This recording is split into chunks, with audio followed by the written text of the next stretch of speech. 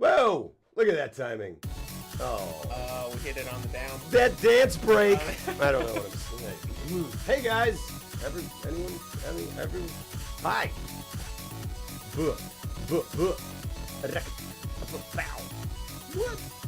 What? Hey. Yay. Welcome to the Deathbed Podcast.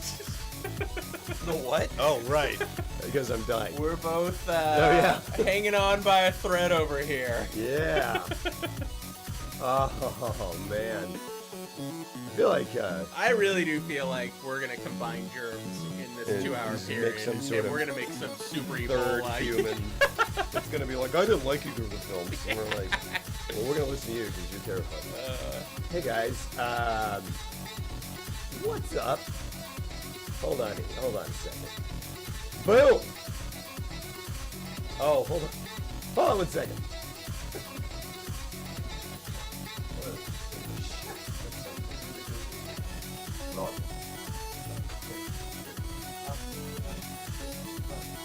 Is that a logo shirt? Well, I mean, it's just like awesome where you're going to have to give me one. Like, I will fucking wear the shit out of that. Yeah, every once in a while I listen to it and I'll let my face on it. Yeah, dude. It's like, I think it was in 40-Year-Old Virgin where Paul Rudd wears a shirt of him with his face on it, but he's just got a giant beard and he's clean shaven in the film. That's great. So it's just Paul Rudd's face on his body. Hi guys. What's up, everybody? Hello. Bam. Oh look, we're both. Yeah. Look at that. Yeah. We're both look like bouncers. Yeah, it's Tech Week, and we're all. It's the tech rehearsal, and we're all. Welcome to the iPhone 11. Yeah.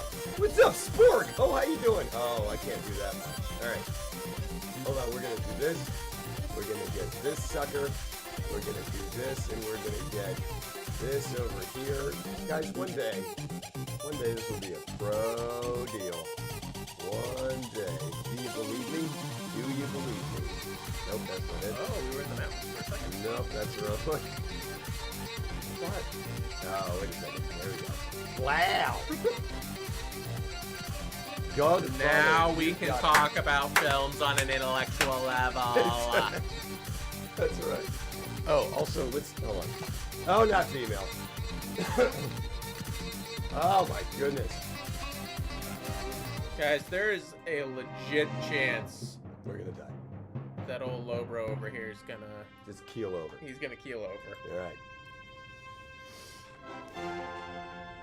Woo! Space. The subscription. Not female, thank you so much for those 19 dang months. Are you kidding me? 19 months? For 19 months in a row, on purpose, presumably, you've decided to support this channel. I appreciate it immensely. I hope that you're happy with your investment. No, thank you so much. Thank you so freaking much. It means so incredibly much to me and to my family downstairs. I mean, that sounds like they're in the basement or something. They're just downstairs. They are. My family, my wife's family's here. Everyone thinks, all right, let's get out of here. That was great. I walked inside. Hey, guys. And I did not anticipate to see the entire Yeah. Banks Clan, yeah. Yeah, clan. Hi, guys. I just spilled water. So, without further ado, yeah, right. Who are we kidding? But without further ado, so I'm less sick than I sound now. I think I'm on the mend. You're sick.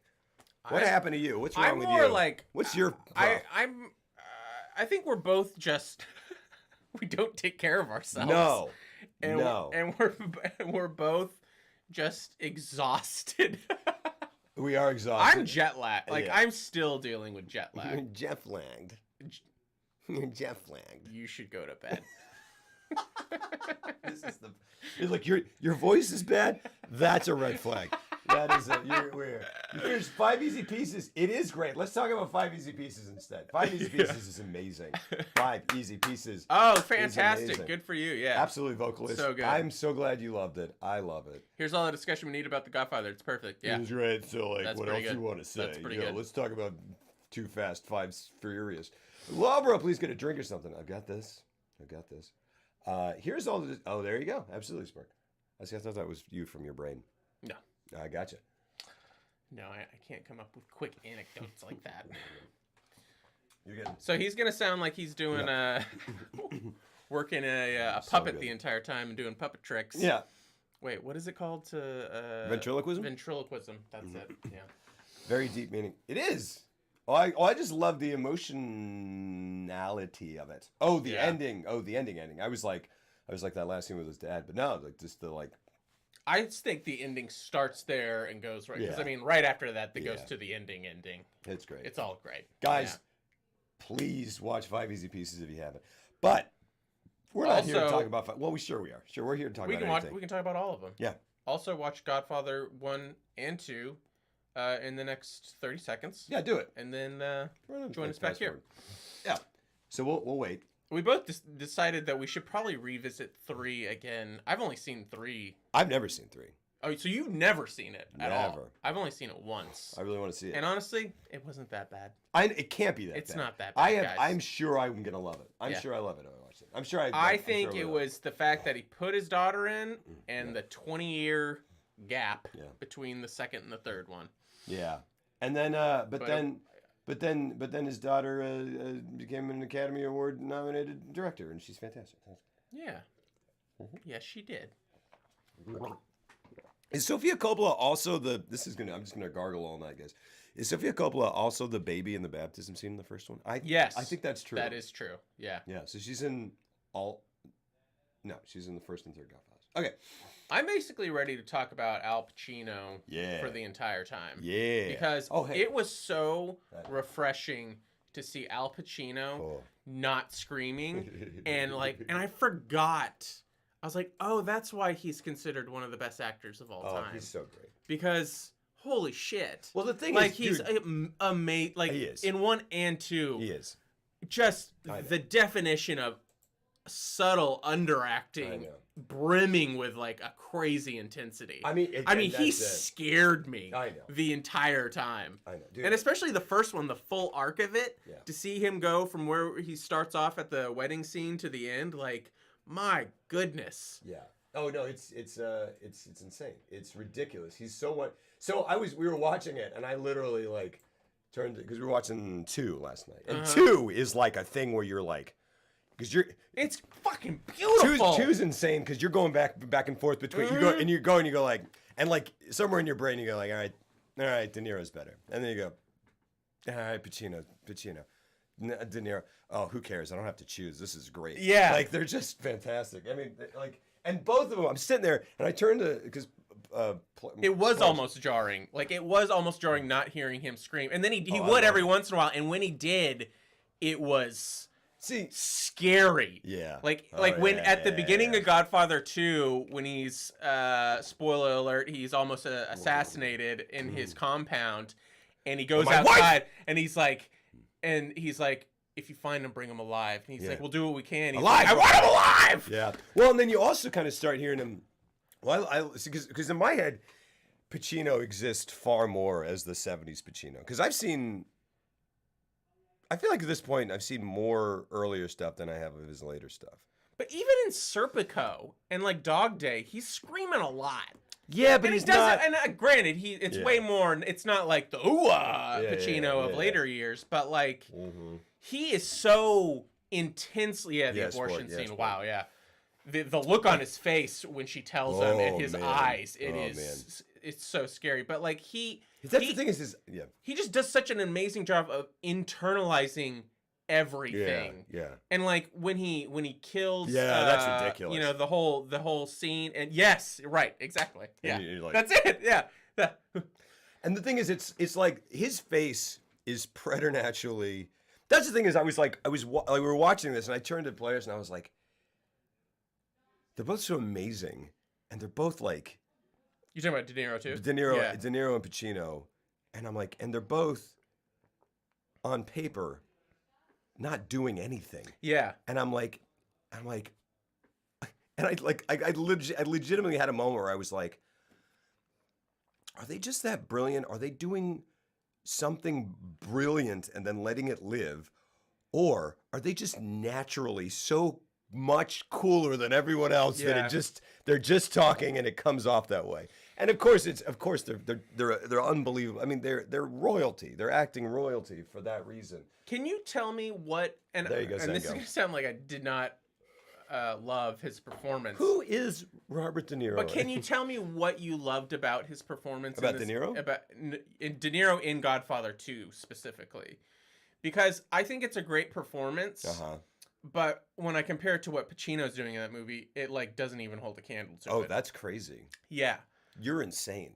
So what is he doing that you think is on par with what Pacino's doing in the movie? Does anybody else feel that way? Like I just, and it's not taking anything away. Like he's great. From he's Robert great. De Niro and yeah. But it's just like really. Oh, wow. I think there's not even a debate. Like it's just like De Niro is great, but the material given is more. Well, it's more nostalgia. Of you course. know. Family stuff, and then he goes and kills, you know, I mean, there's a scale because of what they're given to do. Yes. I mean, and just the moral complexities of like what each character's having to go through. Yeah. No, I don't think he is. I think he was better in Mean Streets, frankly. So that's honestly that was part of it. Is having just watched Mean Streets. And I just go, man. It is cool to see him because either like for first two of his first roles, really. Yeah. Like he did Mean Streets like what 2 years prior to that, or yeah, and he'd done some other stuff, but those are his breakouts by far. I'm like, and like you know, Mean Streets is why you got the guy right, and like, and I feel like watching Mean Streets and just having, I mean, he's just so full of life and so, I mean, he's just so memorable in that film, obviously, and just so fantastic. And then and you move him to Godfather 2, and he's not speaking English hardly. Yeah, that's true. And he is just, but he's being so communicative with his face, with everything, with every tiny thing. Mm-hmm. He is just, I mean, it really, honestly, what it is his presence. I just can't. That's true. I cannot look away from it. I'll agree with that. Yeah, I can't. Without question. And it's even like I would say, like obviously he's just there. Yeah, and like, he's just like one of those things where I'm like, oh, you just belong in front of a camera because you are so comfortable. Yeah. Living in front of a camera. Well, consider this that like that you like we go, it's The Godfather 2, it's De Niro. It's De Niro is De Niro because of The Godfather 2 and because of Mean Streets. And what he was doing as an actor who had been in Mean Streets, which not everyone had seen. Mm-hmm. Essentially, this is the world's introduction to him. He is filling the shoes of Marlon Brando. Yeah. Marlon Brando in perhaps, I mean, that and Streetcar are his most iconic film roles. Yeah. Vito Corleone is one of the most iconic characters in the history of cinema. And this dude, De Niro, is stepping in there, and he doesn't even do an impression. He does. Kind of, but like he does. Yeah. It is a natural extension of who he is. There you go. And it is his expressions, because he's just such a quiet. I mean, the character and De Niro is just such a quiet person. Yeah. Like I love when he sits down with what do you call the guy who he ends up assassinating in the neighborhood? Is he the Chicha, this guy, the guy who goes, hey, yeah. I go, oh, we were talking about this in The Godfather. Like everyone's, I just want to wet my beak. Yeah. Everyone is a bad guy in The Godfather. You can tell who the bad guys are and the heroes are because the bad guys are just irritating. Yeah. like Carlo in the first one, he's not irritating, but he's hitting his wife, so he's a real bad guy, and that guy's getting. I love that moment when he. Well, I don't love the moment when he's hitting his wife, but I do love when she's just going around knocking all the stuff off, and he's like, all right, now clean it up. And she's he gets out his belt and he's hitting his pregnant wife. It's ridiculous. And it's so horrifying. This is bad. Yeah, it's so much more horrifying when they go off screen and it's like because they play it that way. It's so bad. But and then like because it's so domestic abuse. Yeah. But it's so horrifying because they go off and you go, oh my gosh, and you psychologically go, Oh, they're going off in the bathroom. I'm not gonna have to watch it, but I'm gonna have to like. So I'm getting ready. So like your brain gets ready to do that thing where you do it in a movie where you go, the movie's not gonna show me, but I'm still gonna react to it because it's happening, and I'm gonna have to imagine it, and that's bad. But I'm not gonna have to see it, so that's good. And then the door swings open and the mirror is there, and you go, oh, but you don't see it. But it's like, it's so great. It's the fact that it was a tiny bathroom and you yeah. knew she had nowhere else Oh to my go. gosh, it's so. And she played it great because like her scream in that moment is like it is a defeated. Exactly, I'm MM7. screwed. That's what I'm saying. It's like that last minute, you go, oh no, the mirror, and then she just like, and Talia Shire, goodness gracious, because like she's so good. And yeah, and the things that you know her from are this, and then Adrian, and Adrian is like, yeah, but Adrian flips out with her, but she just goes like she kind of has a similar scene with Paulie and Rocky, kind of like she just goes like she flips out, but she just goes and just like puts her arms straight up and just goes clear everything, and it just. I just kept going. Any other movie that would be crazy over the top. No, but it's good. And yet it works because they've established that kind of like really hot-headed like lifestyle that's like problems are resolved like with James Caan's Santini. Santino, yeah. I mean, any scene that he's in, he's probably gonna grab one of his brothers by the collar. Yeah. Hey, what are you doing? What are you doing? Come on. What are you doing? I'm sorry, I really just hit you in the eye. Sorry, man. Sorry, give me back. Give me back. Come on. Come on. All right. Because I want to hold it over exactly, like later. Yeah. The podcast, shoot. Sorry. 5 years. One day, I will come to you. Sorry for hitting you in the eye. Sunny. Yeah. No, but like, but the thing is, like, Talia Shire is so important in this movie. We've already just jumped into talking about it. Talia Shire is so important in this movie because, like, it is so. The film is just like Pacino. Oh, we were joking. I was joking that the chair budget on The Godfather is enormous because all Pacino does is walk in and sit into a chair and then just stare. Yeah. And everyone just comes and they sit down in chairs. Yeah. And there's more chairs. Oh no. Well, it's so funny because like after the movie came out, initial like test screenings were not going well, and Coppola was really like having a depressing time with it, and he was like, I can't believe it, like. Because he saw how well Friedkin's French Connection was doing, and he walked out of the he was walking out of the French Connection, and he was like, I can't believe it. Like I took a pulpy, violent, melodramatic pulp novel, and I turned it into old dudes talking in dark rooms in chairs. Like that's what he said. Oh, that's He's hilarious. like, and he was just like, what's wrong with me? Like, why couldn't I do what Friedkin did with the French Connection? And then I think a week went by, and then they had another test screening, and it was like off the charts. People great. got it. Yeah, and that's the thing is that like, what's up, Soren Trumpet?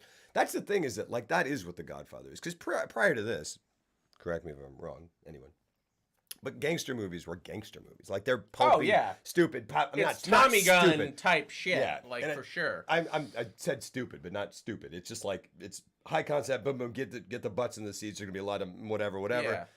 And The Godfather, and it's funny because we're talking about The Godfather and like shooting their gang name into the side of the wall. Yeah, exactly. Give me another. It was the Josie gang.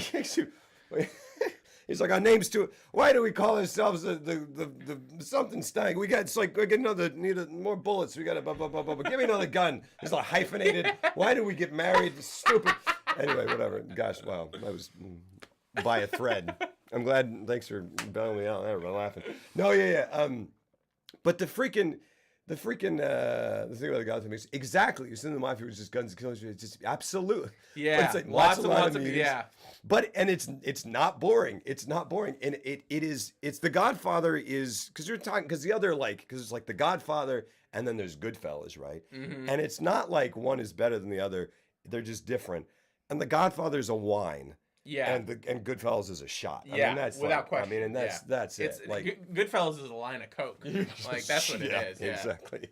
But But it really is true It's that like it does a great job of showing how it is like any other job, but instead of discussing like your TPS reports, you're discussing, okay, are we gonna kill this guy? Yeah. One of our close family relatives Mm-hmm. who decided to, do such and such, and we're gonna literally have to off this guy. Yeah. Like, that's what actually makes it so thrilling, because I mean, I'm sure they ramped up some of the melodrama and whatever, but like that stuff has happened in reality, Sure. where it's just like Oh, very so calm much of this is based conversations on- yeah. on an everyday level are just about who you're gonna kill. Yeah. You're gonna take a life. Yeah.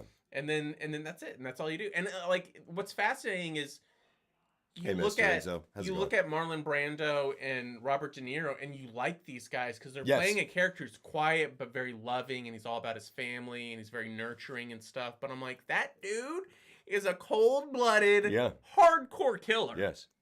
And that Who all of them. Yeah. and he breaks all like all the laws and stuff like that. But you think he's good because he's just like he He cares loves about his his family, family, yeah. and he'll only kill when it's good for smart for business, and he won't get involved in narcotics. Yeah, right. He And won't so do the you're drug- and yeah, so you're just exactly. like you're immediately on his side. And plus they're better looking than the other family. Like it's Yeah. it really is. It really is tremendous. And it's like, the use of popular music. That's interesting. What? Explain. What do you mean? What uses of popular music? Hey, sorry. I think he's talking about just how Scorsese and just like Oh, in Mean Streets, Goodfellas. yeah. I was thinking The Godfather. Yes, absolutely in Goodfellas. Totally Yeah. agree. Sorry. But I think we're just going to kind of jump back and forth between the two, because we can't really give us, or at least I don't think we should give a synopsis of both films, since they're both, it's like 8 hours worth of material. No, we're not to gonna go. So cover, and this it's all is- about backstabbing and stuff like that. So let me just here. Like I'm gonna look up what IMDb says about The Godfather as like a thing. They are basically one film, though. Yeah, They you're are right. essentially, yeah. And that's what's so cool about it. I know. We basically watched them back to back, and it's freaking awesome. The aging. Okay, so this is The Godfather. The aging patriarch of an organized crime dynasty transfers control of his clandestine empire to his reluctant son. You never let him for so long. You know what I'm saying? Yeah, perfect. No, absolutely. I can't, like, that is an art form unto itself. Yeah. Writing a one-sentence synopsis, like, because you have to do that for film festivals and stuff sometimes, and, like, I can't even summarize a 3-minute short film. Like, Yeah. it is next to impossible for me. Yeah. I hate it. And then I don't dumb down my shit, There all you right? there you go. 7, 8 hours. That's how you justify it, at least. The early life in The Godfather 2, the early life and career of Vito Corleone in 1920s New York City is portrayed while his son Michael expands and tightens his grip on the family crime syndicate. That's not bad. That's pretty good. Okay, so yeah, basically that's it. It's a crime family. Now, I don't know, just because why not? This is something I was going to say. We're talking about Talia Shire, who is Adrian in the Rocky films, and is Talia Connie. Shire, in case anybody isn't right. aware, is Coppola's daughter. Sister. Sister. Yeah. Yeah, and she is Jason Schwartzman's mother. Gotcha. And Nicolas Cage is Francis Ford Coppola's brother's son. Gotcha. And the lead singer of Rooney is Are you kidding me? another of Talia Shire's sons, I believe. That makes sense, because I remember the first time I saw the guy, I was like, oh, cool, Jason Schwartzman's got a band. And it wasn't. He was the lead singer of Rooney. But Jason Schwartzman does have a But band. he also does, and he makes great music. Huh. Oh, for real. Nice. Yeah. That's cool. Hold on a dang second here. But so Talia Shire, right? Also Roman Coppola is the director. It's his son. I think it's tons of them. Just they're all over the place. But Talia Shire, right? Like, just to start with her for really no reason besides the fact that we already mentioned her. Like, her hysterics, her role in that movie, in those movies, is so important to me because she's the one person.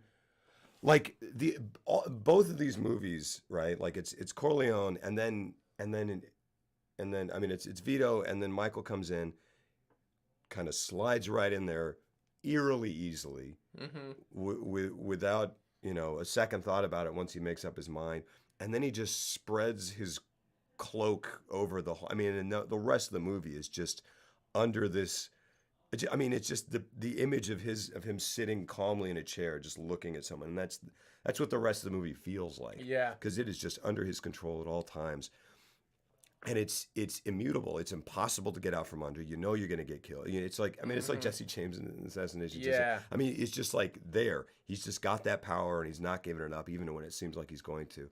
And Talia Shire is the one, like. She's the voice of humanity, where she's going like, "No, this is insane! You're all crazy! Yeah. What? No one knows. I can't, Michael. You're crazy. You're just an evil bastard, and no one will tell you. Because no one's gonna do anything." And it's great. Yeah. It's great to have that, because like that's it. If you were stuck in that family and you were a normal person and you just wanted to live a life, and she's just like, "You killed my husband, you crazy bastard." Yeah. And he's like, and it's like, oh my gosh, it's just, I mean, Kay. When in reality, it's like. I mean, when you think about what her husband did, of course he's like. Yeah.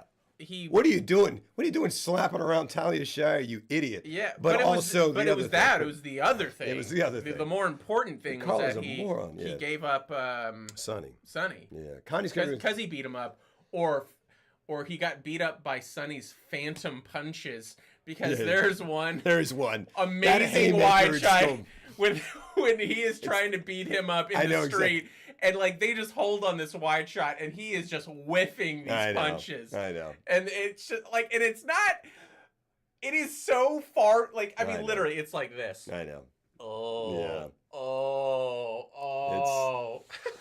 And it's not even the same actor. It's a stunt guy. Because when he crawls away after getting hit, really? By the top of the trash can, Goodness. Yeah, he's like crawling towards the fire hydrant, and you're just like, oh, that's like a 65-year-old like stuntman with that's a wig really on. Funny. Kind of going to be the Italian class where your friend was telling your Italian sister-in-law to throw plates at her husband, and my teacher walks by and says, "What is she, Greek?" You gotta hit that punchline harder. What is she, Greek? Oh! Wait, I don't understand though. Neither do I. Okay, that's just the okay.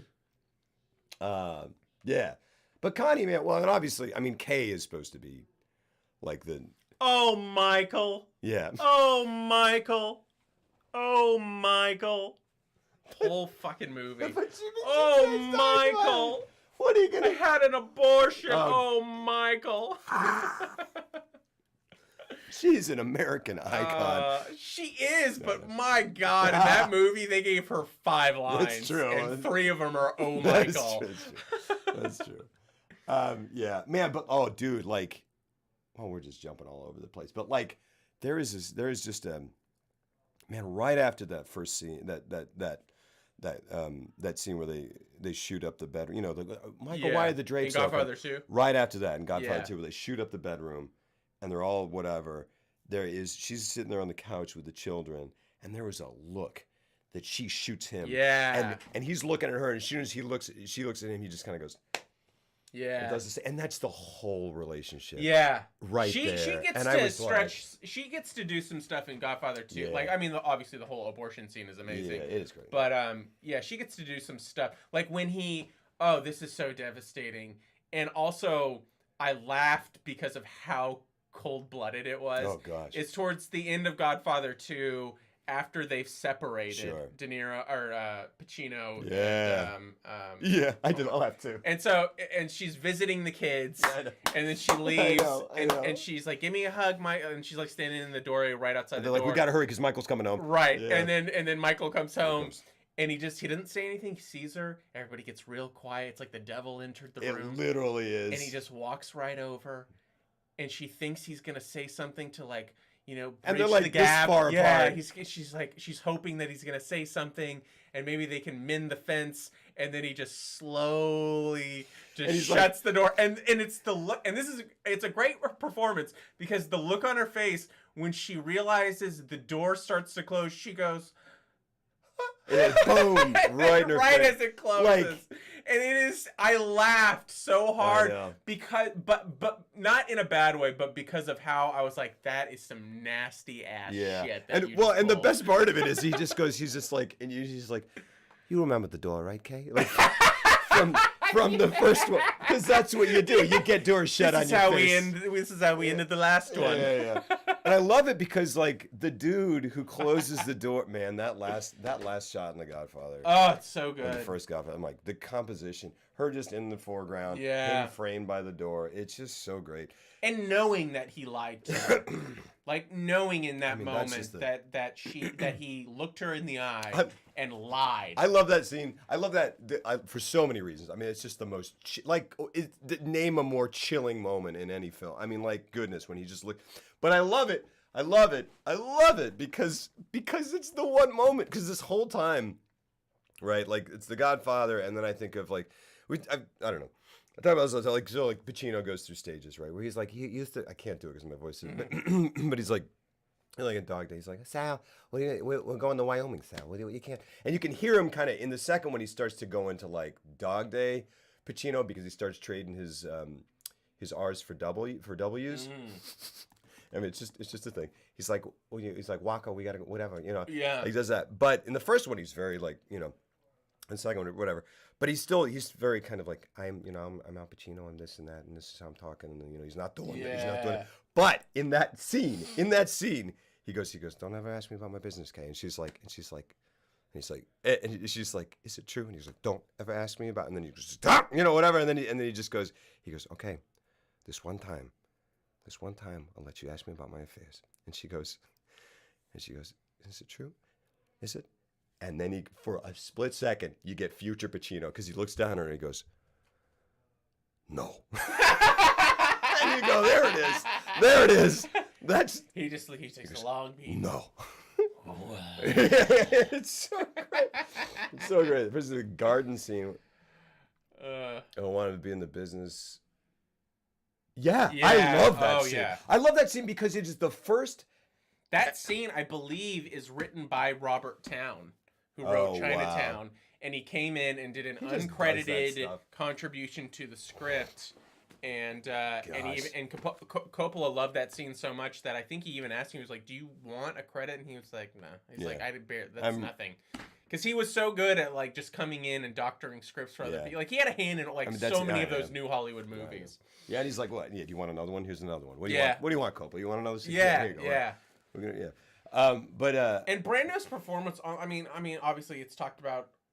It's been talked about for forever. It's a legendary performance. Yeah. But it's so funny to know that when they first released it and they first saw the initial cut, like at the studio, Robert Evans, one of the producers, he hated it, and he was like, I can't understand him. And during the scene when he's looking at James, why am I always forgetting his name? James Caan, Sonny's body, his bloody body in the morgue, and he has this beautiful tender moment. He's like, "Look what they did to my boy. They massacred him." And Robert Evans was like, "That is one of the worst performances I've ever seen in my life." He was like, "Talk about overacting," and it just goes to show that I'm like, it's one of the best things that cinema's ever put out. But there's always going to be one. Well, I mean, there's no accounting for. I don't know. I mean, I don't know. I got to be honest. I was watching it again, and I just was like, why is he talking like that? But the reason he talks like that is because I was watching this interview with Coppola, and he said that he went, he wanted, and I'm sure I didn't get to read it this time, but I'm sure they talk about the casting process. Do they? Yeah, where he's like, he wanted him, and like they were like, no, we want. I think it was as simple, at least on Marlon Brando's part, it was as simple as him. He needed work. There was certainly that, but in terms of finding the character and coming up with that voice and stuff, he literally, I think him and Coppola were at his apartment, at Brando's place, and he was just trying things out, and then he just stuck a couple tissues in his cheeks, and like almost instantly, he found it, and they were both like, no, that's it, without question, that's it. Because supposedly, and again, I don't know if this is all, but I was watching this interview, and Coppola was saying how they didn't want Brando. They were like, having Brando in the movie is going to hurt the picture. People are going to they were. It's like worse to have him in it than it is to not have it in it, because it's going to make the movies. And on Mutiny on the Bounty, he had been such a nightmare to work for. Oh, yeah. That he had slowed production to a crawl. Like, he was known as a massive diva. Yeah. He was starting to get really overweight at this time. He's pretty thin in the movie, but he had ballooned up post Mutiny, pre Godfather, and they were just like, it's not worth it. It's just not worth it. And then he did that. Scholar. He did that tissue performance for the main producer who got the creative call to approve casting, and he was just like, I don't want to, but boy is that good. Yeah, exactly. And they said, okay, fine. Yeah, well, because he had to fight for, like, they did not want Pacino. Oh yeah, and they did not. They wanted Redford. They wanted Redford or Robert Beatty, Redford or Warren Beatty. Those are the two they as were the fighting Italian, for. as the head of an Italian family. Good gravy. But I mean, like Robert Redford, bless them both. But Robert Redford, blonde-haired, blue-eyed Robert Redford. Anyway, I mean, can you imagine that? I don't know. But don't ask me about my business. I mean, he's pretty stoic. It would have. I mean, whatever. But interesting. I've also. It wouldn't matter. He's blonde, blue-eyed. He looks like a Hitler Youth prodigy. They also apparently wanted Nicholson, which would have been crazy, but also fascinating, but also not at all the same movie. But not at all. But I want to see. You know what though? Yeah, I'd watch that movie. I would totally. Watch I would love to watch that. I would watch that movie absolutely. But yeah, and so Brando, they were like, you can have him, but here are the conditions. He's got to work for free. He's got to put up $1 million of his own movie as a bond, of his own money as a bond in case things go wrong and he screws things up. And he's got a screen test. And Coppola was like, okay, cool. Because first they had said, there's no way Marlon Brando will be in this movie. Like the producer, there's no way on earth. And then they were like, all right, you can do it, but he's got to work for free. He's got to put $1 million and he's got a screen test. And you're like, Marlon Brando doesn't do screen tests. Yeah. And then he called him and was like, he's like, hey, can we do this? And so he went over, or apparently went over and just in the recording of his interview, he went up and just went over to his place to meet with him. Just set up a camera. Yeah, he did. And Brando walked out and was like, oh, okay, I see what's going on. Yeah. And then just started doing stuff.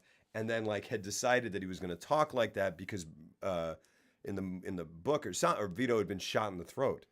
And I was like, oh, that makes perfect sense. Okay. Yeah. And then he was like, I should look like a bulldog, so he put this thing, and then he kind of started doing the thing and whatever. And you have to remember that Coppola at this time, he had no power and he had no weight, and everybody he was not considered a good director because he had done 2 or 3 pictures at this moment. Rain People, Finian's Rainbow, and a third movie, and all of them had not done well, and a lot of people didn't like them. Like, critically, they hadn't done well either. And more importantly, in terms of, getting a movie made, financially, they hadn't done well. He had co-written Patton and got it. But the only reason he did not get fired by Bob Evans is because while they were in pre-production, he won the Oscar for writing Patton, and that's what saved him from getting fired because they wanted to fire him from the movie. Yeah. Because one of the interesting things that I want to talk about is just Coppola's directorial process. Oh, man. Because it sounds awful, and you see it time and again where it happens again, like Apocalypse Now, which is my favorite movie of all time. I think it's a cinematic masterpiece. Really, that's your top? It's number 1. Wow, number 1. I didn't know that. Without question, it's number 1. All right. Saving Private Ryan is always going to have that special place because it got me into movies, but Apocalypse Now is that's it. Huh. But that was a notoriously difficult production too, because and a lot of it has to do with the fact that he is a true artist and he's also unorganized. Yeah. And he's slow. Yeah. And he's indecisive. Yeah. And when he's on set, he'll meander and he just won't. On set you got to make decisions quick, and you're making thousands of decisions every 5 minutes, and he doesn't like to do that. And it'll delay things, and he loves to rehearse, and I have a massive amount of respect for that. Absolutely. But he likes to rehearse a lot every day for half the day before they start filming. Yeah. And it's a testament to how good. I mean, you have to remember this is the guy that did Godfather, The Conversation, Godfather Part 2, and Apocalypse Now. Back to back. 4 in a row. Crazy. That's the best string of movies. Those are all not just classics, but all 4 are some of the most important films of all time. Yeah. And he did them all back to back within the span of 10 years. Yeah. people are like, yeah, and then he lost it after. I'm like, You're like, who who cares? gives a shit? Yeah, exactly. Like, have Yeah. you ever done Yeah. 4? What else did the dude who invented the wheel do? It's like, all right, whatever. Yeah. Yeah, you didn't. It's crazy. Yeah. Yeah, and it really really is. is crazy to think about, like, that output in such a short period of time. Sorry, I've actually never seen it. Hearts of Darkness. That's crazy. Oh man! Yeah. When we do Apocalypse Now, we should do a whole Yeah, we should do a whole stream on just the documentary rock and roll. because it's fantastic. I'm on Because his board. wife made it, so it's intimate. Oh, I didn't know And that. she has she would record him coming home from set to their bungalow in the middle of Vietnam, where he would just riddled with anxiety and like just him screaming. He's just like, I don't know what I'm doing. Oh my And I'm like, gosh. I'm making a terrible film and I know Oh, it. that's And they're great. like on like day 15 of like a 365 day shoot, and he's like, I'm making the worst movie of all time. That's fantastic. He's like, I don't know what I'm doing, and everybody knows it. So great. That's so great though, because it's just so human. It's so fantastic. Yeah. It's so refreshing to think that these masters, these just gold-plated icons, have the same anxieties. And that's a common trend, and Yeah. and in no way am I comparing, but like I do relate to the idea of like it's either unbelievable crippling insecurity and doubt about what you're doing, or feeling real good about what you're doing, and it's usually, and it's always going like this, back and forth. Yeah. And I feel like that's a common trend with a lot of artists and filmmakers, and in general. Yes. Friedkin, French French- Connection, yeah, Exorcist, that's and another- Sorcerer's rad. Sorcerer is like So top of good. the line. It gets no cred, and it is top of the line. Sorcerer's awesome. Yeah. Didn't he say if Apocalypse Now fails, he would kill himself? He probably at some point did. I don't Probably. know. That Yeah. doesn't sound entirely. Well, yeah, yeah. we're excited to do all 3 of those, by the way. French Connection, Exorcist, and Sorcerer. In fact, those are probably going to be coming up. They are. I would say so. Like we've got. Because, Well, by the way, I agree with everything you texted about. Oh, nice. I never responded, but that's great. nice, All, good. That whole plan, Oh, yeah. cool. Rock and roll. Nice. I'm excited because that's gonna be awesome. Yeah. Hold on. Let me just here. I got some notes. One little freaking yeah. Well, go ahead. Oh no. Well, one of the major things that makes these movies as classic as they are is the look. Yeah. Like the cinematography Yeah. is so Yeah. it's unbelievable. It really is. And when you have some stories? Well, go like ahead. right out of the Well, it's funny to read about how so they hired this guy. His name's Gordon Willis. Both of those. We're doing both of those. Scott. Yeah. Go ahead. Gordon Willis. He's called the Prince of Darkness because of these movies. Yeah. And he really, reading up on it, he really was in control entirely of the look. Like Coppola didn't have. He would kind of converse about the compositions, but overall he left the entire look, camera movement, everything to Gordon Willis. I mean, that makes sense. That's how you get something that looks like that. And Gordon Willis In a was good way. Yeah, and Gordon Willis was the polar opposite of how Coppola was. He was a very decisive, almost borderline militant, Thank you, like Casaster, for the old follow. school union type Absolutely. filmmaker, where he was like, I want to be there from like 9 to 5, and I want to put in a solid 8 hours of like really great work. Absolutely. And I want to plan, and I want to have everything charted out, and I want my actors to hit their marks. Like he hated the way the freedom that Coppola gave his actors. Yeah. And those two, and they clashed on that a lot because during one scene, like Pacino walked down a corridor just off the cuff. He just decided to walk down a hallway that wasn't lit at all. And like I think Willis yelled "cut," and it, like they got into a huge fight because Coppola was like, if he wants to fucking walk down that corridor, he should be able to. I don't care if it's not lit. Yeah. Wait, and Willis is like, there's no lights. He's like, there's no lights anywhere, Gordon. There are no lights. There are 16 lights. You got them all off. What are you doing? Why is it taking you 18 hours when you're using one bulb?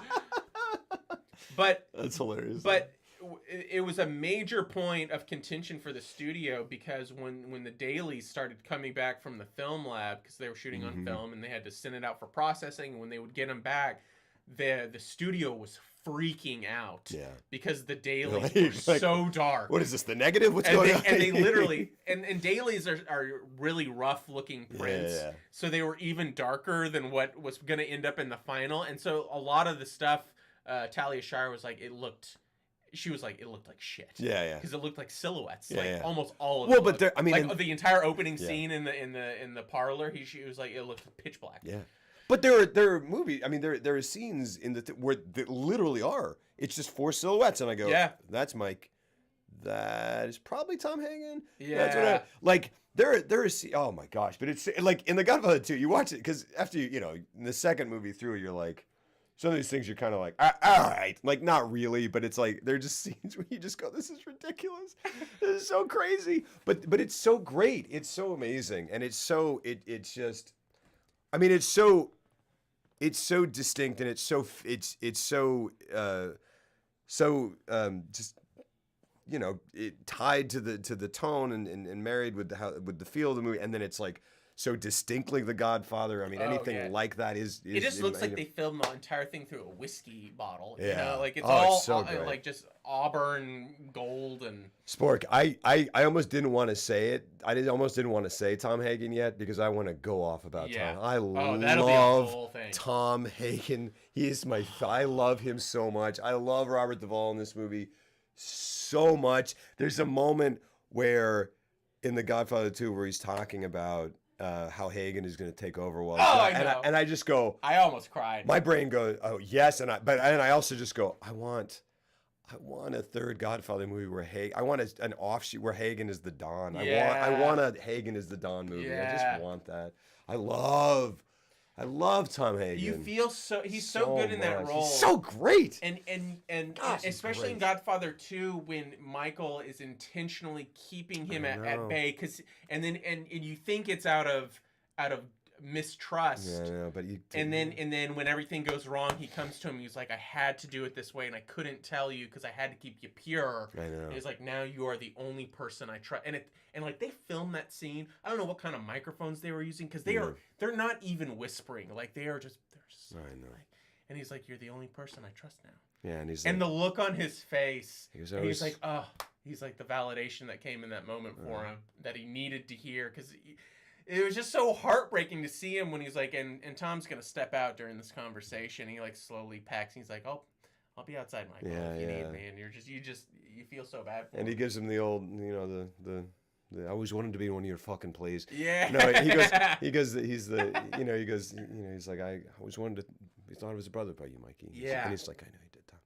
It's so great. Yeah. It's so great. It's so good. Well, and that's another thing. Sorry, jumping back to that Vito and Michael.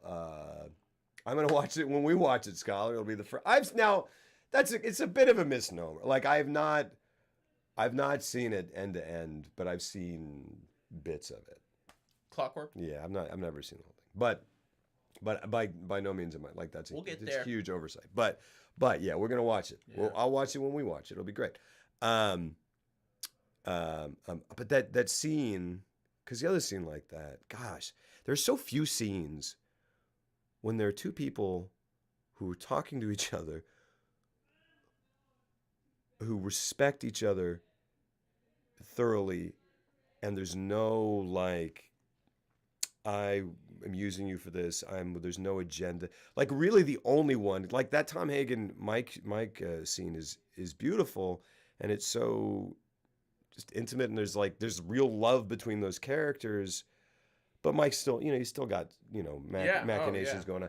But that's what stuck out about the Mikey and his dad scene, where it's just like they're just on the same level, and they just respect each other entirely and love each other. And there's no like, he's like, "How's your family?" And he's like, "We're good. Are you happy?" Yeah, he doesn't have to take care of him like he does Fredo or anything. And he doesn't, and he doesn't have to. Neither of them are guarding themselves. Yeah, that's the whole. Every other interaction in the film.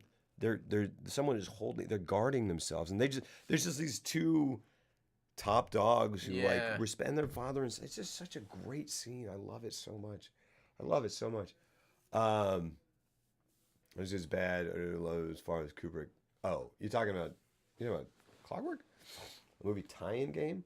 There's a Clockwork Orange video game. No, that's impossible. That has to be impossible. There's no earthly way that's true. The old ultraviolence. Anyway. What else? Like. Sorry. While we're still in the cinematography. Yeah. Oh, yeah. So we were talking about the cinematography. There's something that love. So the darkness. Gosh, and the darkness is such a thing. And there's like the scene where like. But he almost like, because up till this point, like movies were filmed very like everything was super bright. Yeah. It's like Doris Day type movies, Technicolor. Like you could see every inch of a bedroom or whatever room an actor was in. You could see that room, all of it. Yeah. And he went the polar opposite direction. And I really do feel like he started what essentially modern movies now look like. A lot of the good ones, at least. Sure. Yeah. Like. Yeah, in terms of what good modern cinematography is, it is going into a room and instead of starting with a bunch of lights and then subtracting them, starting with one light, and then just putting another light in until you get the mood that you're wanting. You get that depth and everything. And he's so good at depth, and he always no face is ever lit completely. It's always a crest of a face.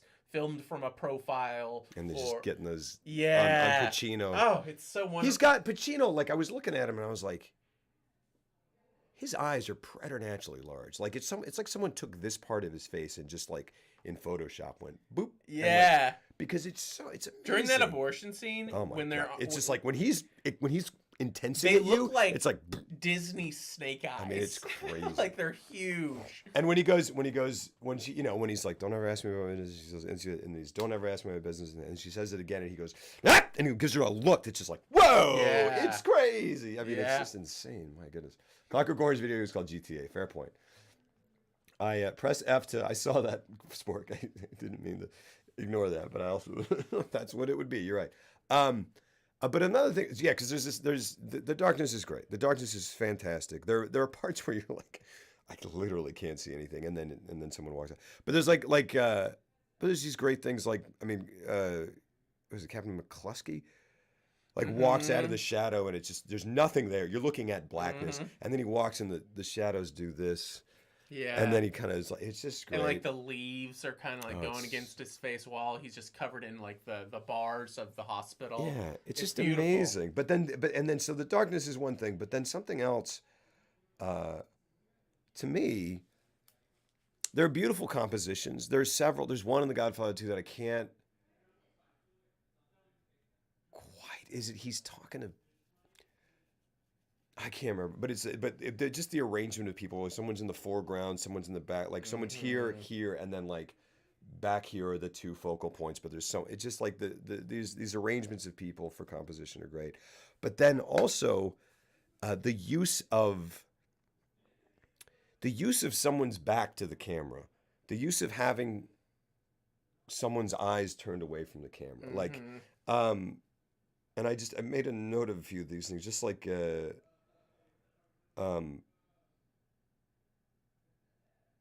What is the? So when they go to the restaurant, and Sollozzo, like he's gonna kill Sollozzo McCluskey, and it's just they do this. There's a very interesting way, and I don't know if it's Coppola. I don't know if it's, gosh, is it Murch? Who edited this? Is it Walter Murch? I don't know. I'll look it up. But it's I mean, holding on. There's so many times where the person who's talking, and often the person is delivering an emotional monologue.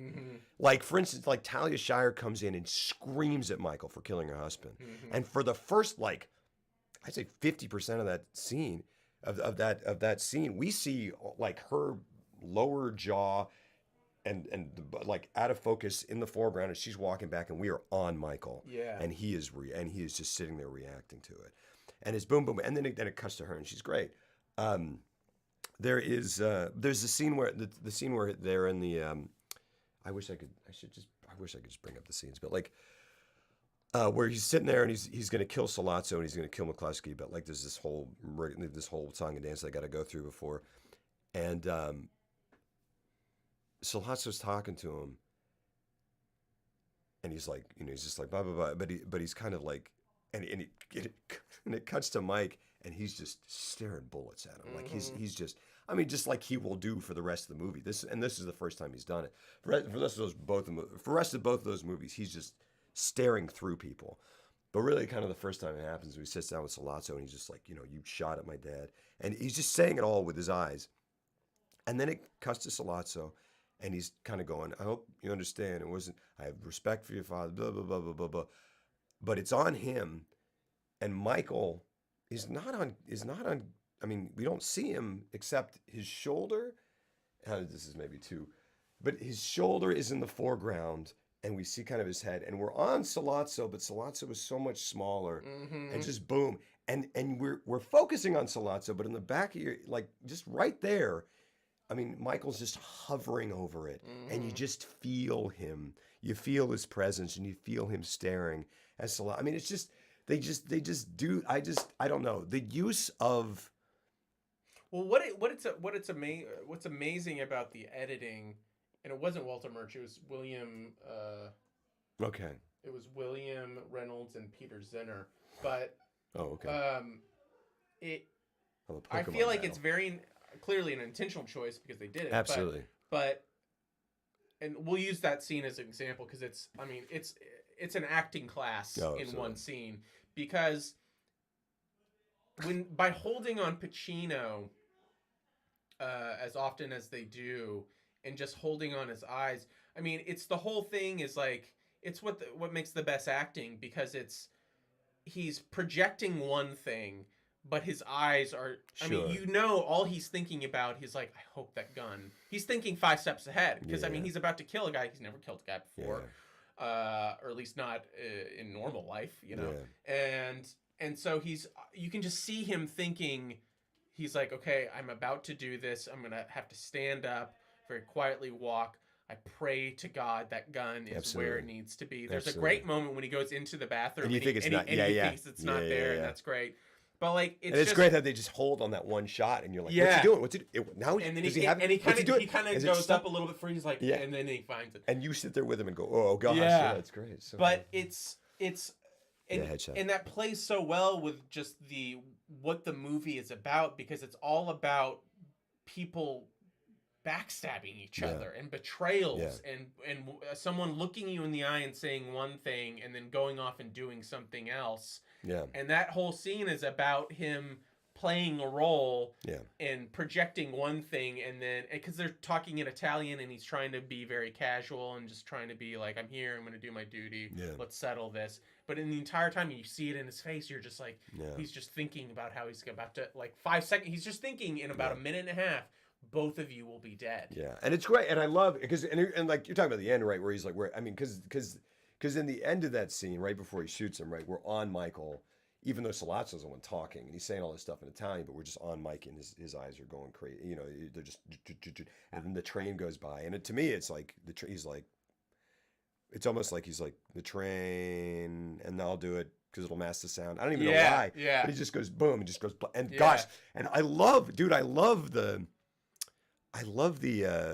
the captain in that scene. I love the police captain. Just the whole ride where he's just like, "Hey, Mike, you sorry," and he's like likable. Yeah, and he's just so casual, and he's like, I patted down more punks like him all the time. You know? Yeah, and he's just eating his food, and talking with his mouth full, and he's like, "You gotta go." So great. Yeah. It's so great. Isn't that from The Killing? Sterling Hayden. It is. So it is Sterling Hayden. Yeah. Oh wow. Yeah. Okay, cool. But I didn't know where I knew him from. So he's in Kubrick's The Killing. Which I haven't seen. And he's in Strangelove. And he's a Kubrick guy. Okay. But he's also like in a ton of other shit. Wait, is he in Strangelove? Isn't he the guy who's talking about essence? Is he in The General? He's the crazy guy who's talking about they're trying to steal my essence. I don't. Anyway. Well, maybe. Yeah. Okay. I'm gonna fact check that right now. Yeah. He's the crazy general. Yeah, exactly. That's what I thought. Okay, cool. Okay, yeah, cool. That's where I know him from. Yeah. That's where I freaking know him from. Yeah. But I love him in this. He's so good. And then when he gets shot in the face, Akasha was like, "Oh, what a great death!" Because it is. Oh yeah. He just goes. And it's just so like, oh, and I love. And I think Coppola likes doing that because in part 2, when he kills and he shoots him through the cheek and he holds and he's like. Man, it's so great. But so much of that scene. Somebody said, but like, so in the end, we're holding on Mike. But earlier on, we're just like, there's just this holding on Sollozzo, and he's talking, and just Mike's, like, I just love how you don't see it, but you can feel Mike staring at him. and you can Yeah. feel him feeling Mike staring at him. Yeah. And it's so great. And then gosh, I love it so much. When he shoots them, he just gets up, goes blam, blam, walks out.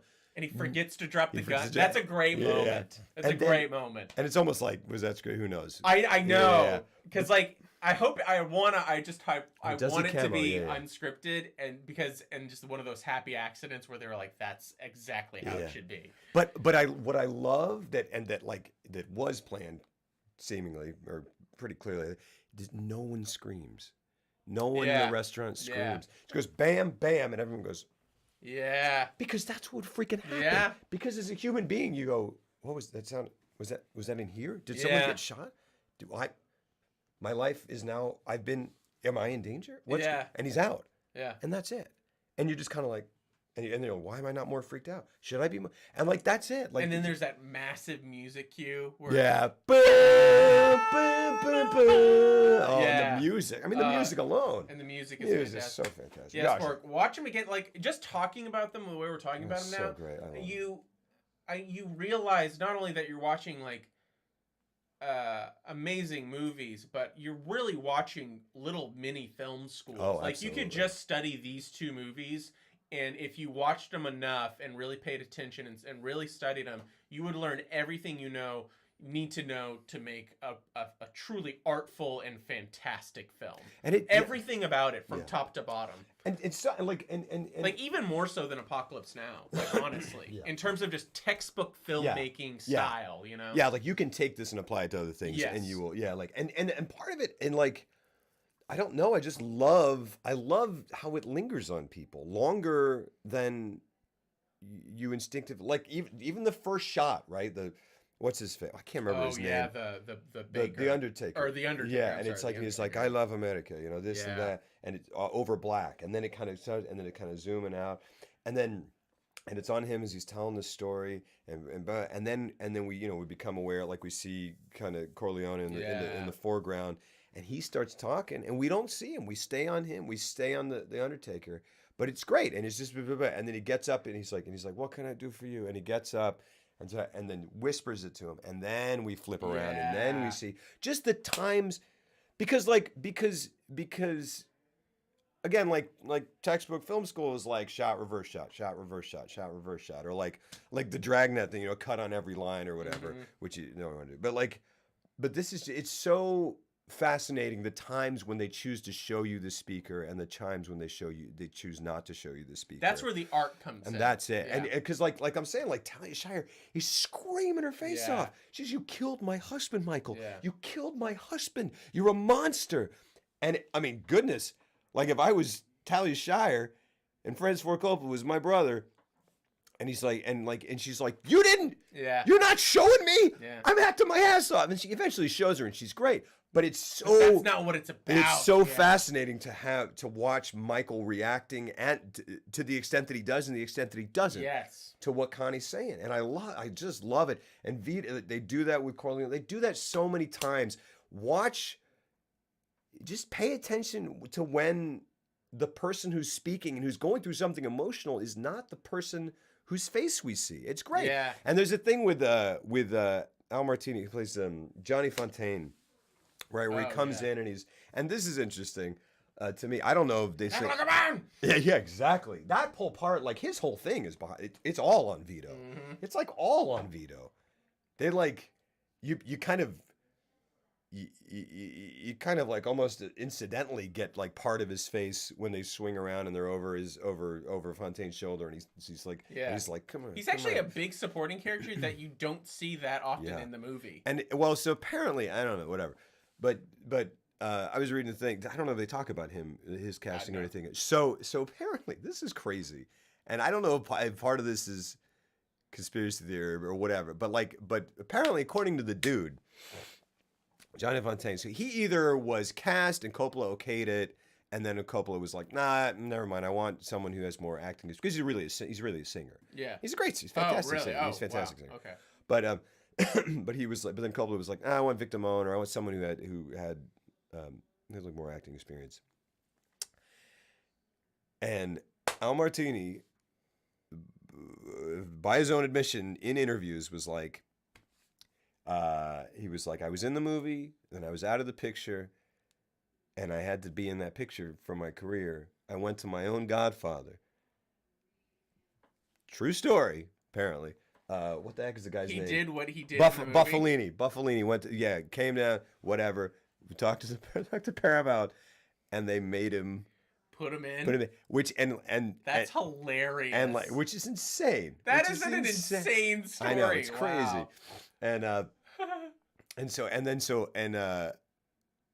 And I read a thing. I don't know if it should, but this thing, or I can't remember. I can't remember where I heard it, but like that is kind of the reason that it's like off Fontaine, like off like over his shoulder. It works well, and but like, it works honestly, great. it works well that he's not maybe a professional actor. It read authentic to me. Like, oh yeah, he reads as he's great. Yeah, he does. I think he works. I fine. had no issue with his performance. Nor did I, but maybe I don't know. I mean, maybe I don't know. Because we're watching Vito in those scenes. Like, yeah. I mean, like because of how they present it, right? What I'm saying is, like, I mean, because they could have taken different audio takes, obviously, of him. You know, like, I don't know. I mean, I'm certainly not trying to like. That is. It's just a fascinating story. It's a fascinating little it's story. It's crazy because it just mirrors exactly what happened. I mean, it's just insane. I'll agree. You guys are talking about other Heat. De Niro we talked and about Pacino. Heat. That's interesting. Heat. I've got a poster of Heat in my office. Like, I think Heat is that's definitely a top 10 movie. I think it's Michael Mann's best film. And we're gonna do that. We're gonna do that one because I have not seen it since I was 14 years old. Oh man. It is not only it has the best heist sequence of all time, but it is an opera. Yeah. And it is just full of it is beautiful. Description. Thank you. Sonny Bits, thank you so much for those 2 months of unbelievable support. Thank you for the resub. Oh my gosh, thank you so much, my friend. Lots of love. We're doing slightly truncated sub. We do slightly shortened sub alerts on our videos. So I'm sorry, but thank you so much for that freaking resub. Let's just do it. Yeah. Thank you so much. Lots of love. Thank you. I can't do this. You think Heat is overacted? No. False. I will say. Who would you say is overacted? Thank you so much, Sonny Bits. Because if you're gonna say Pacino, I just think I think it's the apex of that style of acting that he became known for. It perfectly melded with the character he was playing, which was this big bravada-esque dude who was loud and bullheaded and just like, you know. I thought it married perfectly with that character. I saw Heat when I was 15, and then like 14 or 15, and then all I've seen in the last few years is just rewatch that Pacino and De Niro scene, which I'll say is good. It's fantastic in the context of the film. Yeah, because it's a quiet. She got a reprieve. It's just a nice. And I love that it's not really about anything. Yeah. And I mean, clearly that's the intent, and I love that. Yeah. It has its poetic moments where they're talking about dreams and stuff, and it has like really catchy dialogues like, if you see somebody you see me coming, I will take you down. But there's another side to that coin. Yeah, right. But at the end of the day, they don't really talk about anything of consequence necessarily, and that's the beauty of it, you know? Good quote. And that is the best moment in the movie. Yeah. And you got your head all the way open. Way open. And apparently that was improv. Yeah. Because what's his name from The Simpsons, who plays the boy? Yeah, Hank Azaria. So he's in Heat. Hank Azaria's in Heat? He plays Ashley Judd's. She's cheating on Val Kilmer with Hank Azaria. Don't ask me why. Hey, man. But apparently, so he's in that scene because they're going to confront him. And I think Pacino says that line to him, and that was totally improv. Yeah. And his reaction, I think they had 2 cameras running, was genuine because he kind of just goes like this. That's amazing. That's amazing. Give me 1 second. I'm going to go to the bathroom. Ask Jeff anything. Ask him literally anything. Ask him government document numbers. Ask him sensitive information. Yeah. How's that? Is that okay? That's great. Yeah, all right. See you guys later. Be right back. What are some of your other favorite we'll wait for Godfather stuff until he gets back. In terms of Heat, what are some of the your other favorite moments of that film? Because I mean, obviously the heist sequence is like the apex of that movie, but boy, that ending shot. Woo! That whole ending at the airport, but that last shot, it does me in every single time because I'm like, that's bro love. And it just causes tears to shoot out of my eyeballs.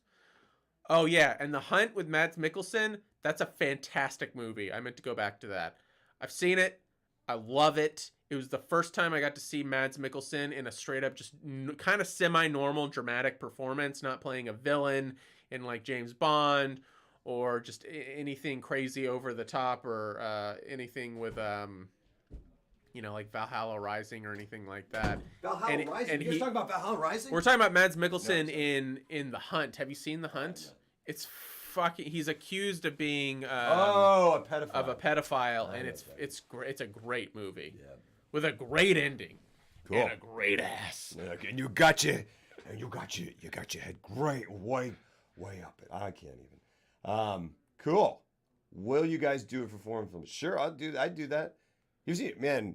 My favorite actor, by the way, is Philip Seymour Hoffman. I'll think about the actress part in a second. Man, I don't know about favorite actress. Naomi Watts. Yeah. Julianne Moore. These are people who I'm like, why? Like, as incredibly well respected as they are, I still think they are insanely underrated. Like, I'm like, Naomi Watts. You think Naomi Watts is underrated? Yes. You think so? Yes. She's brilliant. I think she's incredible. She might be up there. Quick Draw 202, thank you for the follow.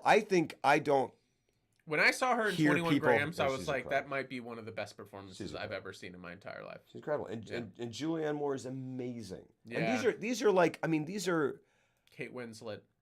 Yeah, and like, oh my gosh. When is the film, the classic, the Joe Dante film, Small Soldiers? I've got it somewhere. Favorite actress, Frances McDormand. Frances McDormand's great. Yeah, she's great. I went to Universal Studios when Small Soldiers came out, and I got to visit. Like they had this. The set was really that's was cool. like wow. one of the things you could visit. That's and awesome. so I'm just walking around and got to see all the figures up. I don't like that. It's not a. I don't remember it being a good movie. It's like it's got some magic. It's got some magic. It's got a little Joe Dante magic. It does. It does. Okay. It does. It's got Kirsten Dunst in it, right? It does, yeah. and it has Gregory something. The kid from was it One Tree Hill? What the heck is he from? I don't know. Sorry, I don't know. Mayor Chip Hazard is Tommy Lee Jones' best role by far. I think Mayor Chip Hazard is Tommy Lee Jones' best role in Small Soldiers. I'll agree with that. Kate Blanchett and Ryan Gosling. Kate Blanchett is fantastic. I love Ryan Gosling. I love Ryan Gosling when the director goes, hey, like, show yourself, show your humanness. And I'm like, oh, rock and roll. Freaking Nice Guys is fantastic. Ryan Gosling is hilarious. And that performance is beautiful. Yeah. It is amazing. Blue Valentine is another one where it's Valentine. He's just break my heart in a million when pieces. he gets the chance to not just be stoic and do his Nicholas Winding Refn shtick, which admittedly he does better than anybody. Like I understand that it takes talent to do that kind of performance, but he is so good at it. I felt like he got pigeonholed doing that type of thing in a lot of different movies. When he has so much charisma, even Crazy Stupid Love with Steve Carell, I was just like, he's enjoyable because he's got charisma. Yes, and they're just like, be funny, have a personality. It's great. Nice Guys is great. MM7, you need to see Nice Guys. It's so good. Gosh, I mean, oh my gosh. Russell Crowe is up hilarious. There. In terms of Shane Black movies, it's like, I mean, I'll always have a place in my heart for Last Action Hero. And, Lethal Weapon is Lethal Weapon. And I love Long Kiss Goodnight. Oh, man, we're going to... So I've never seen it. Oh, I know. Yeah. It is. I'm excited to see it. Oh, we're going to do it for, like, some sort of series. We're going to be like, these are, like, from the closet or something. I would do a whole Shane Black. Kiss Kiss Bang Bang is, like, so wonderful. I was disappointed to hear The Predator's not great. Yeah, I heard that's bad, too.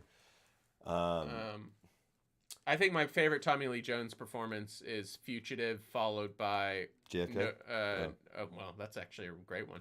But or if we're gonna do that, Natural Born Killers. But No, I've never seen that either. But No Country. No So Country, it's sure. those two. But I like him in Man of the House. I don't know that one. This is my happy face. I don't- Shows your happy face. It's where it's not. It's just shot in Austin. It's the one where he's like, the Texas Ranger is signed. Oh, I know the cover of that, Yeah, I and know. being like, why did you do that movie? All right, back to The Godfather. Yeah. All right. Hey, someone mentioned Oscar Isaac. Oscar Isaac is great. He's great. Yeah. And like, okay, real quick. When they inevitably remake The Godfather Oh God. and have Martin Scorsese direct, Do you think they would do that? no, they wouldn't. But they would.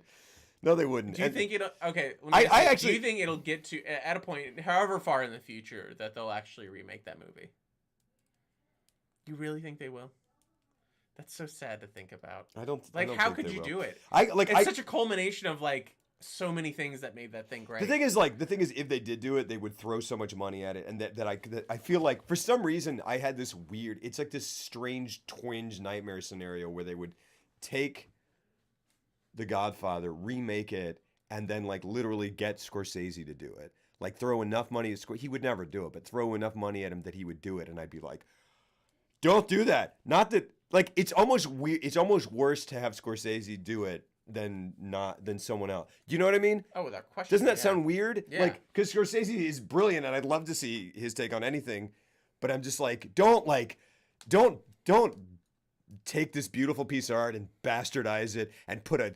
It's like in Indiana Jones where they've got where they've hypnotized him and he's working for the bad Yeah, guys. I'm right. like, don't do that to Scorsese. Yeah. Don't do that. Don't do that. Don't do that. He would not remake. He would never do it. But I'm just Nah. saying, like, or they would be like, or somehow even worse to be like, Coppola, do it again, and they would just do that, and I'd be like, oh, what? I could see them. I honestly could see them doing it if they did it as like. Look, they give it to Villeneuve, if and AMC or HBO or Showtime were like, okay, we're gonna do a series, a limited Yeah. series where it's gonna be 10 episodes. It's gonna be on HBO. We'll be able to AMC, go yeah. in depth more than the 8 hours that the trilogy did. But is the trilogy all Cape three? Fear, Scorsese. Yeah. Is all three movies based off the one Godfather book? I don't know. That I don't think the third one is. no. Yeah. But they would if they redid The Godfather right now, what they would literally do is get Denis Villeneuve and Roger Deakins and be like, do it. Oh yeah. And For I'd sure. be like, why are you doing this? yeah. But if they remade The Godfather, who would they cast in it besides Oscar Isaac? Obviously, is Michael Corleone. Because there's but no he's other already done it. answer. Have you seen? The crime movie? Yeah. No. Oh, it's great. Yeah, I really want to. It's really. What's good. it called? Basically, hey, okay, we're gonna admit he's Pacino. It's A Most Violent There you go, Year, that's and it's it, really that's good. it. It's really good. That's it. What's your okay? Let's What's You. your favorite sequence in You. each movie? Because I feel like this movie is both movies are broken down into like really elaborate sequences. Like in Godfather 2, I think my favorite sequence is him following the capo guy. Yeah, that tracking Along shot. the Yeah, roof that's with the great. tracking That's shots, and then ending with him shooting him, and then going to sitting on the footstep of the brownstone and picking up my baby Michael, Yeah. and then fading to black. Like, Yes, and I I lo- think that's the intermission. Yeah, Daddy loves you. Yeah. Yeah, that whole and that's like 15, 20 minutes. Like, it's a long sequence. Yeah. And I think that's my favorite sequence from Godfather 2. Thank you, Heath. Thank you very much, Heath. I appreciate that. You come to me on the day of my daughter's wedding, Sophia Coppola. Yeah, you know, I've never seen this. I'm trying to think. But like, so let's see. Sequence like all the hits. Yeah, that's a great one, right? I mean, like where intercut with the That's baptism. so good, yeah. That's good. Do you renounce the devil? Yeah, I do. I do. Blam. Blam! I do. Yeah, I'm trying to think what would be from the. I honestly, I love the. I mean, love it's the gotta be- hospital. I love the hospital sequence. Hospital scene's great. It's great. You know what? I was watching it, and I'm watching that dude because it'd been a couple of years since I've seen The Godfather. And I was watching that dude, and like his, Mikey's assassin, right? Like, I'm looking at him, and I was like, he looks just like the guy they get in The Rocketeer. And, I thought the same thing. but then he goes up in the hospital, and I go, I think The Rocketeer is referencing The Godfather visually. You think so? In that scene where he goes to the hospital and takes a pillow and puts it over the dude's face. Oh, that's right. I think so, because yeah. I was like, because then they run away, and I was like, if he's smothering him with a pillow, this is The Rocketeer. I think The Rocketeer is, I mean, not for any real reason. Just because it's, yeah. Just because they're like, why not? I definally thought that. Yeah. I'm going to make you an offer you could refuse, but you feel really guilty about it, and I'll hold over your head at dinners for the rest of the time. Yeah. Yeah. Oh, man. So, like, I mean, like, how can, it's got to, I mean, how can it not be the Italian restaurant sequence? Fuck, yeah. Right? I mean, like, that's so great. Yeah, that's it. But then there are just moments. There are just things. Because Polaris and I were talking about before we popped in The Godfather 2, and, like, I was like, also, I love having this voice and having just watched The Godfather, because occasionally I just kind of lapse in and start talking like this a little bit. And it's fine. It's fine. It's all right. No. We were talking about, and we were getting ready to watch The Godfather 2. And because I remember watching the first one, I was like, right. And then Vito dies in the second one. And I go, oh, no, here he is. He's about to kick it. All right. And then I was like, then what the heck happens in Godfather 2? Yeah. I couldn't remember anything besides the tracking shot of De Niro fought, like in Chi-Chi. Like, I remembered all De Niro. I remembered the De Niro stuff. And I was like, but what happens besides that and Fredo? Like, what the heck? And then I was like, oh yeah, freaking Cuban Revolution, Miami, like all this. There's so much stuff I forgot. Whole but like inquiries, like Senate inquiries. Oh yes, absolutely. And also, like Gary Oldman would be an interesting choice for Vito. He could do it. Yeah, that's interesting. I mean, they'd age him up and stuff, but that'd be interesting. I'm thinking of 3. I'm not thinking. I forgot how. I mean, like, and it really sums it up with the ending of Godfather 2 with the final shot, where it's just like, wow, what a lone. I know. What a beautiful, elegant examination of loneliness. Yeah. And how power and greed and just, but really power. Yeah. Can just, and the pursuit of it can just, no matter how successful you may be, and you kill all your enemies, and you get to the top of the top, and you've done everything that you wanted to do, and you did it well, and then but you're at the top, and but there's nobody around, and you can't trust anybody, and you've anybody. Destroyed your family, you've destroyed all. I mean, he says it. He's like, what can you? Did Pop ever? Did he think he would? By being strong for his family, would he lose it? And she's like, you can't lose your family. It's just, I don't know. Yeah. I don't know. Yeah, man. Like, I love, gosh, and I was struck so much by that ending scene. Not the ending scene, but like right before the ending scene. I mean, essentially, it's the same thing. I was like, I mean, to see Sonny again. I know. And Abe Vigoda walks in, and you're like, oh my gosh. And I just was struck so much by, like, I was like, what? And like, this is gonna, I don't mean it to sound in a way it might sound. I'm just like, how wonderfully self-assured, like, to put that in, just to be like, I'm gonna put this here, and it's gonna have such a thing because we created. It's not specific about anything, like it doesn't ram home a theme or idea or anything. It's just a moment, and it's so great. You get to see Mikey again before. Yeah, you get to see, Sonny's there. Fredo, it's so heartbreaking. It broke my heart this time. Okay, what's his name? Broke my heart. John Cazale. So John Cazale was in like 4 movies or 5 movies, and they're all nominated for Best Picture. And they're all. I mean, it's. I mean, what is it? Godfather 1 and 2, Dog Day, and Deer Hunter, and Conversation. So all movies he was in before he died of what? Throat cancer or? Yeah, something like that. And he was dating, or was it AIDS? I don't think it was AIDS. He was dating Meryl Streep at the time. Oh, really? I believe. Yeah. Yeah. Every single movie he was in. I thought it was. Was he nominated? I think he may have been nominated. What a brilliant actor! Like, what a truly brilliant actor. I mean, for that, I mean, to his scene when they're in the boathouse after he's been shunned. Oh my gosh! And he's like, take care of me. Yeah, Take care of me. Yeah, but kid brother, I'm your older brother, yeah, Mike. you ever think of that? Yeah. Not It's like, spot. I was passed over. Yeah, And he's like it's almost great. like convulsing in his chair because I would love to have been a fly on the wall when they were rehearsing that in the boathouse, and whose idea it was to have him deliver the entire performance in a chair that was leaned back, Wow.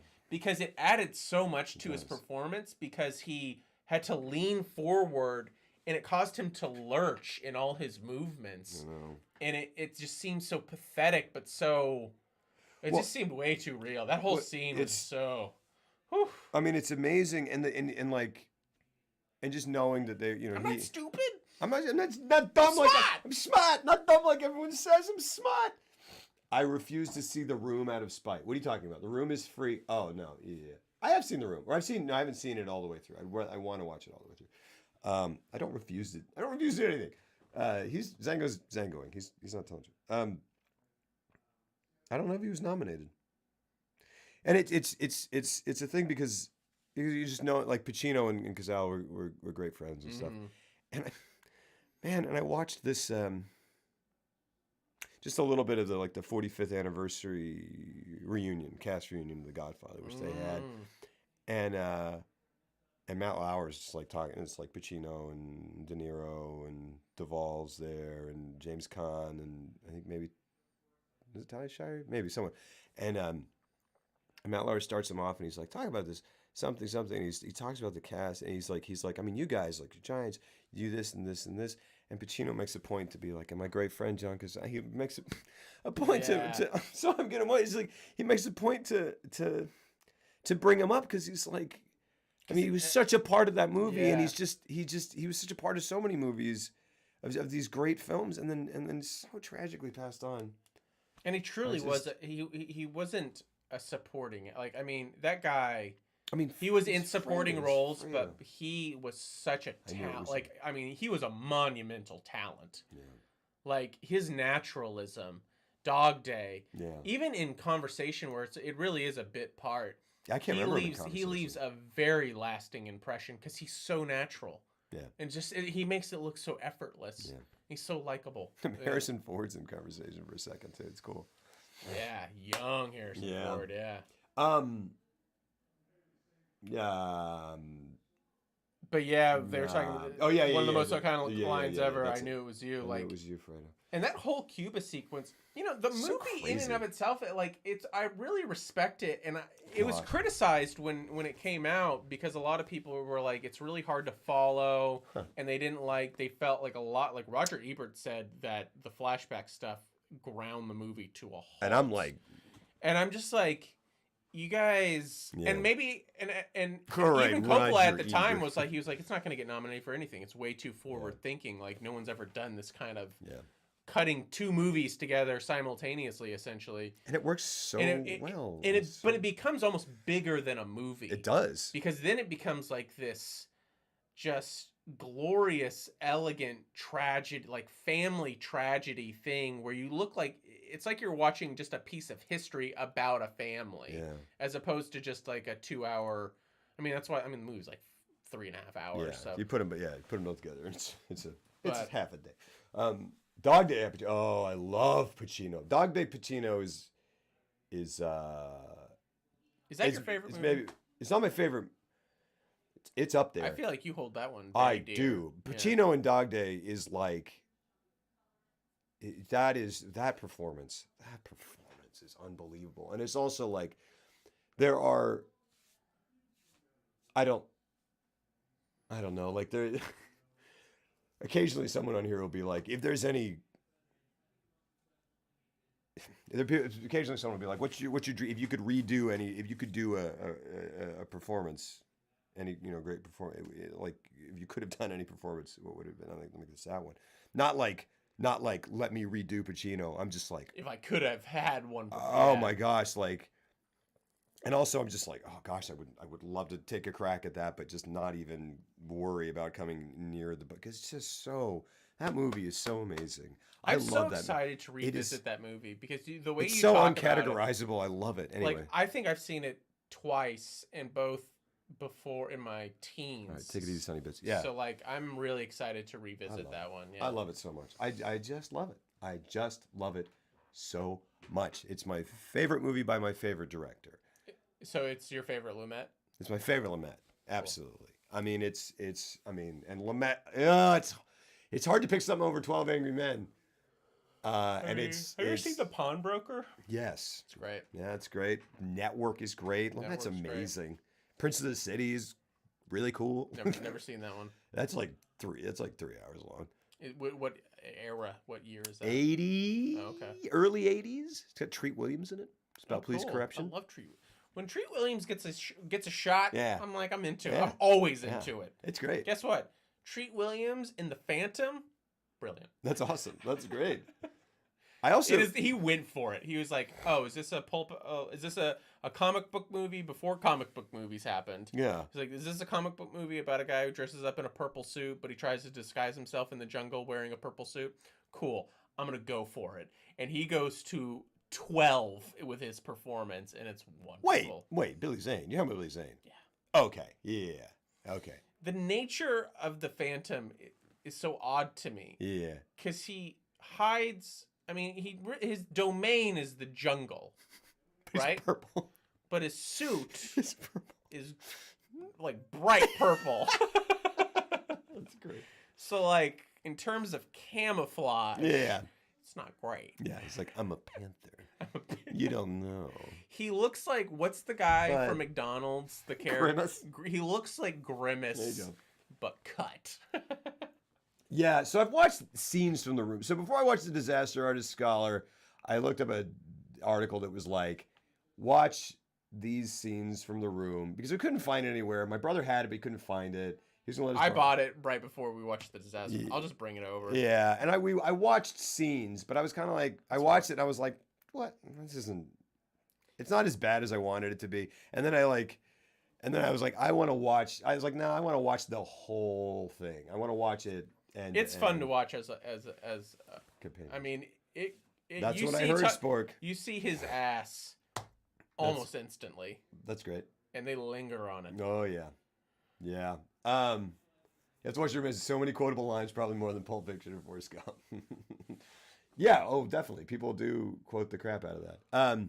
But it's funny. We were talking about Sidney Lumet movies, and we rattled off like 4 or 5, and I forgot to mention Serpico. That's how good he is.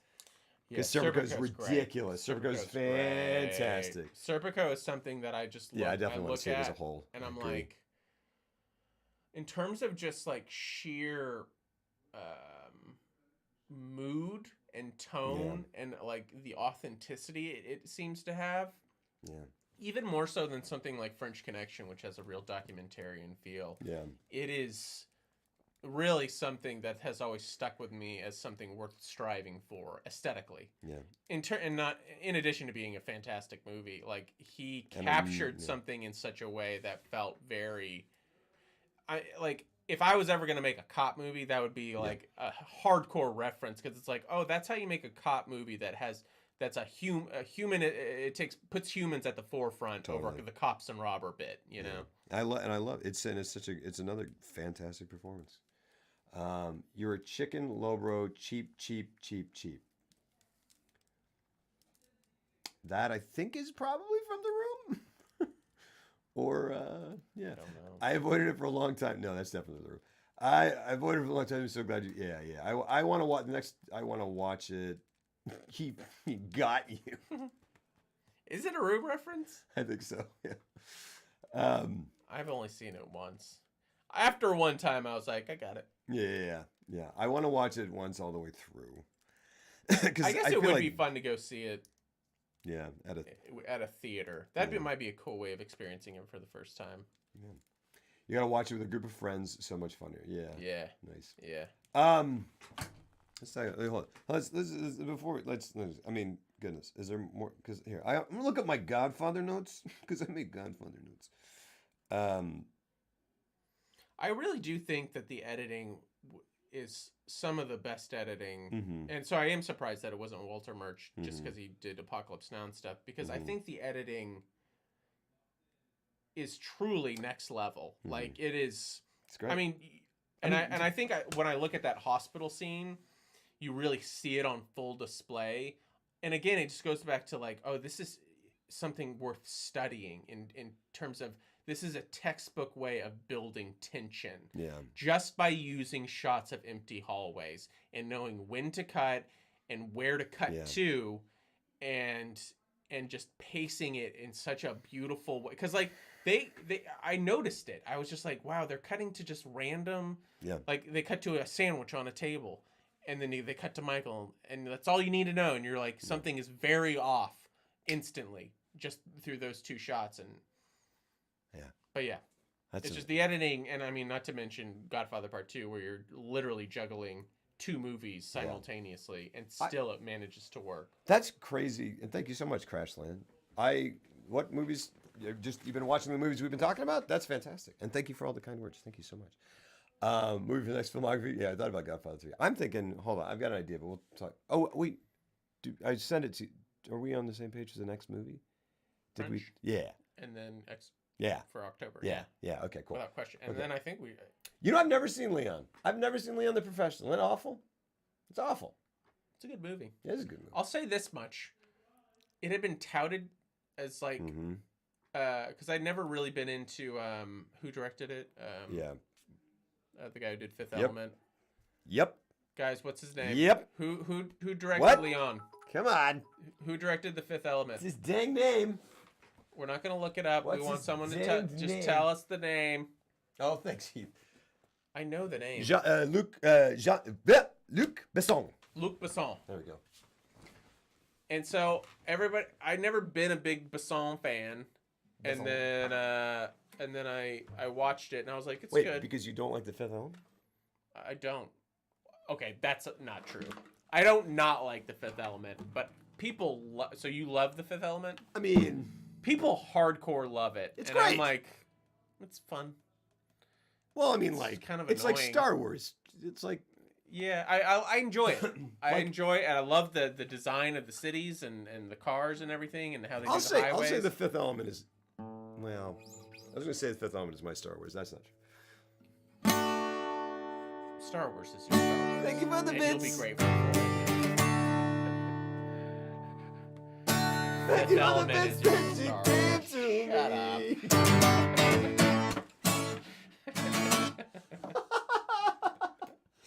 Oh, it's awesome. I love Star Wars. I love it. I love Oldman in it.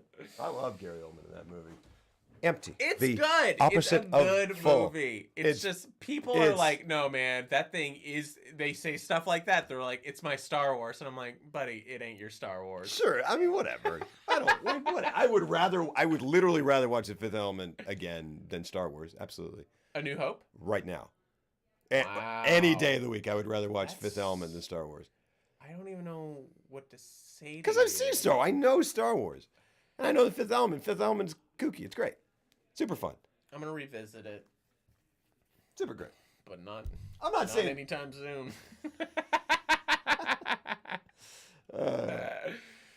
boy. Yeah. We should just spend hours talking about Gary Oldman because, like, it is insane how talented that man is. I think I've said this. I think I've said this a million times. Probably said this 10 times in this stream. But I wanted to make an X-Men, like a superhero group of actors, like a cartoon, like sort of like TV of really good Funhouse actors, thing. yeah, and kind of be like whatever. And I don't know what any of the other powers are, but it's like when they get to like a chasm, they go, "What do we do?" Gary Oldman, act like a bridge, and he would act like a bridge, and they'd be able to drive over because Gary Oldman is just that much of a he's that versatile. Yeah. Star Wars shouldn't be compared to other films. Star Wars is on its own separate tier. I mean, okay, sure, yeah, it's its own thing, sure. I would rather watch Fifth Element right now than watch Star Wars. I'm not saying anything against Star Wars. But is that because what have you seen Star Wars recently, or is that just because you've seen Star Wars so much that you're just like, I don't know Fifth Element as much? No, I know. Or are you saying you genuinely enjoy watching Fifth Element more than Star Wars: A New Hope? I think I know them probably the same amount. I don't feel like I ever need to watch Star Wars again. I feel like it's in there. I got it. I mean, I'm right there with you. But I watch Fifth Element a million times a day. It is so much fun. I'm gonna have to rewatch it then. Because I agree, because like I grew up, I was the biggest Star Wars nerd on the like I wore out my VHS tapes. Yeah, like I know those movies backwards and forwards, so I don't need to really watch them anymore. Oh, you betcha, headshot. Yeah, yeah. Star Wars is Star Wars, but the Fifth Element is Fifth Element. I want like I'm not gonna say that the Fifth Element has the. I mean, there's not even an argument. There's not. It doesn't have the cultural. I mean, it doesn't even. You can't compare the impact of it. Mm-hmm. But in terms of what I want to pop in right now, yes. I mean, you don't like it? I don't remember liking it, and I remember not liking. How many times have you seen it? And I even like Chris Tucker, and I did not like Chris. I just remember being very annoyed by Chris Tucker in it. Oh, and then there was that blue lady who was singing, and I was like, "That's a thing." So that's, and then like Bruce Willis was in like a mesh tank top that was orange, and I was like, "That's weird." Yeah. The whole thing weird. Seemed weird. It to is me. weird, but it's but not in weird. like Star Wars is like. I mean, Star Wars is fucking weird. I mean, it's weird. Yeah, it's weird. But Heath, yeah. Love you too, buddy. I'm not big on the Fifth Element either. Spork. See, you're wrong. And again, it's not that I think it's a bad movie. I'm a little taken aback at the intensity. It's great. It's great. Yeah. It's okay. great. Okay, hold on. In terms of sci-fi movie, like okay, so RoboCop. Oh yeah. And then Fifth Element. No, RoboCop. Come on. But like, by how much? Or is that not a good comparison? Should I come up with another? Well, they're totally different. Yeah. Sorts of. I mean, but like RoboCop. I mean. I love sci-fi. I think sci-fi might be. I mean, it's certainly a top 3. Alien, I think, is a perfect film, and then Aliens is, I think, a perfect action movie. But I think Alien is actually a perfect film, like completely. Mm-hmm. And it's in my top 10, like of all time, and very influential. Alien's great. But Alien's like, great. And like, I love all of James Cameron's. Like, I love sci-fi. I love sci-fi, but that one just didn't. I don't know. I guess I'm gonna have to rewatch it. Well, it's weird. I remember. I remember. I'll say this much: it's certainly every single time I see a clip from it, I'm like, God damn, that thing really holds up visually. Just in how forward-thinking it is, but like also just the visual effects of it and everything. Mm-hmm. Like it really holds up. Like it doesn't seem dated at all. You're about Alien. No, I'm talking about Fifth Element. Oh, Fifth Element. Sure. Yeah, totally. Because even like Back to the Future 2, some of those some shots, I'm like, still looks awesome, and I love it, and I love how they put it all together. But there's some shots where I'm like, yeah, I can see how they did that. Heath, you saying I get super judgmental and agitated because I do get agitated and judgmental. What do you think about Goldman's accent? It's fantastic, super fun. Got where George Lucas started shoving a bunch of CGI. Alien 3, it's fine. It's fine. It's nothing wrong with Alien 3. It's just, what are you gonna do after the Alien first 2? Fine. Yeah, I mean, you don't need anything else after Aliens. It's fine. I think I'm not as even Prometheus. Okay. I did not like. I'll say, what did you think about Prometheus? I didn't like it because I thought it took a brilliant idea, and then it ran it through the most pedestrian script writing software, and then gave it to some of the most talented people in the industry, and they delivered the most polished turd I've ever seen. That sounds very even and not just. But like, because it had so many things going for it. It's visually stunning. Like the tone and feel of it makes it feel like this Greek tragedy, like crazy, like epic. Like you're really going on this discovery of like, we're gonna go find who created mankind. Yeah. And they like discover it in like all these like didn't they find it like written on the walls of the caves and stuff? And you're just like, and it all kind of felt real. Like that's how it would happen. And it had this like it felt like it was going to be this important film. And then with these really important ideas and like explore it in a really interesting way, and really go beyond just what Alien was, which was a perfect horror movie. And then it wasn't. It was just like when they go into that ship, and it's those scientists, and they come across that thing, that like that little tentacle thing or whatever, and they're fucking around with it, and they're scientists. And I'm like, you're scientists, why are you... Like, it was just, like, really bad. Like, oh, we need something bad to happen, so here you're dumb. It felt like we were in, a Friday the 13th movie, where they're like, oh, someone's got to make a poor decision here, so something bad can happen, so they can go back and infect the ship or whatever happened. I can't even remember. But I remember it being so mad at the end of that movie just because of how the great potential it did have. Sure, yeah. And that's why I was frustrated with it. Yeah, it's definitely easier to get mad at something that you feel had something and then lost it. Yeah. Prometheus, I thought was fine. I enjoyed it. It had these kind of like sort of set pieces that seemed to kind of like sort of mirror. They were like, well, we got to do one of these. We got to do one of these. We got to like they have like we got to one up. Yeah. And I was like, this is fine. It's freaking me out. That's visceral. That's cool. I was fine. I don't know. I like it. It could have been so much more than fine. Sure. It could have been an important sci-fi film, you know? Yeah. Yeah. And the fact that you just made that face, it's just like, yeah. But you can't even give the time of day to think about that because that's how far it missed the mark. It shouldn't have been fine, and you shouldn't have gone like this. Yeah, it's all right. I didn't hate it. Well, it could have been phenomenal. Yeah. And like a really important movie. Sure. But I don't even like, dude, I'm at the point now where I'm kind of like, I don't know. I'm at the point now where I don't know if a sequel to anything can be good. Is ever going to...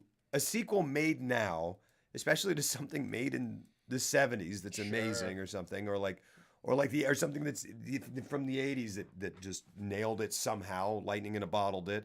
I just don't know if anything is going to work its way into my head and stay there the way some of these things did. That I've now seen a million times, and that have these, and that have, like, I mean, part of loving film is that it's exciting to love film that other people love too, and to share that with people. And Alien, like, I love Alien, but before I saw Alien, I was told by other people about Alien, like as a kid, and it was horrifying. And then as it grew up, and people were like, Alien is a work of art. And I was like, is it okay? And I was like, yeah. I went back and watched it as an adult. I was like, yes, it is a work of art. It is. I love that. And I feel that, and I share that with these people, and like, so you get kind of prepped to see these classics that you haven't seen, or that you haven't seen in a long time. And I just don't know that can happen. Well, did you see the new Blade Runner? Yeah. What did you think? What did you think about that? It's great. It is. It's great. It really is.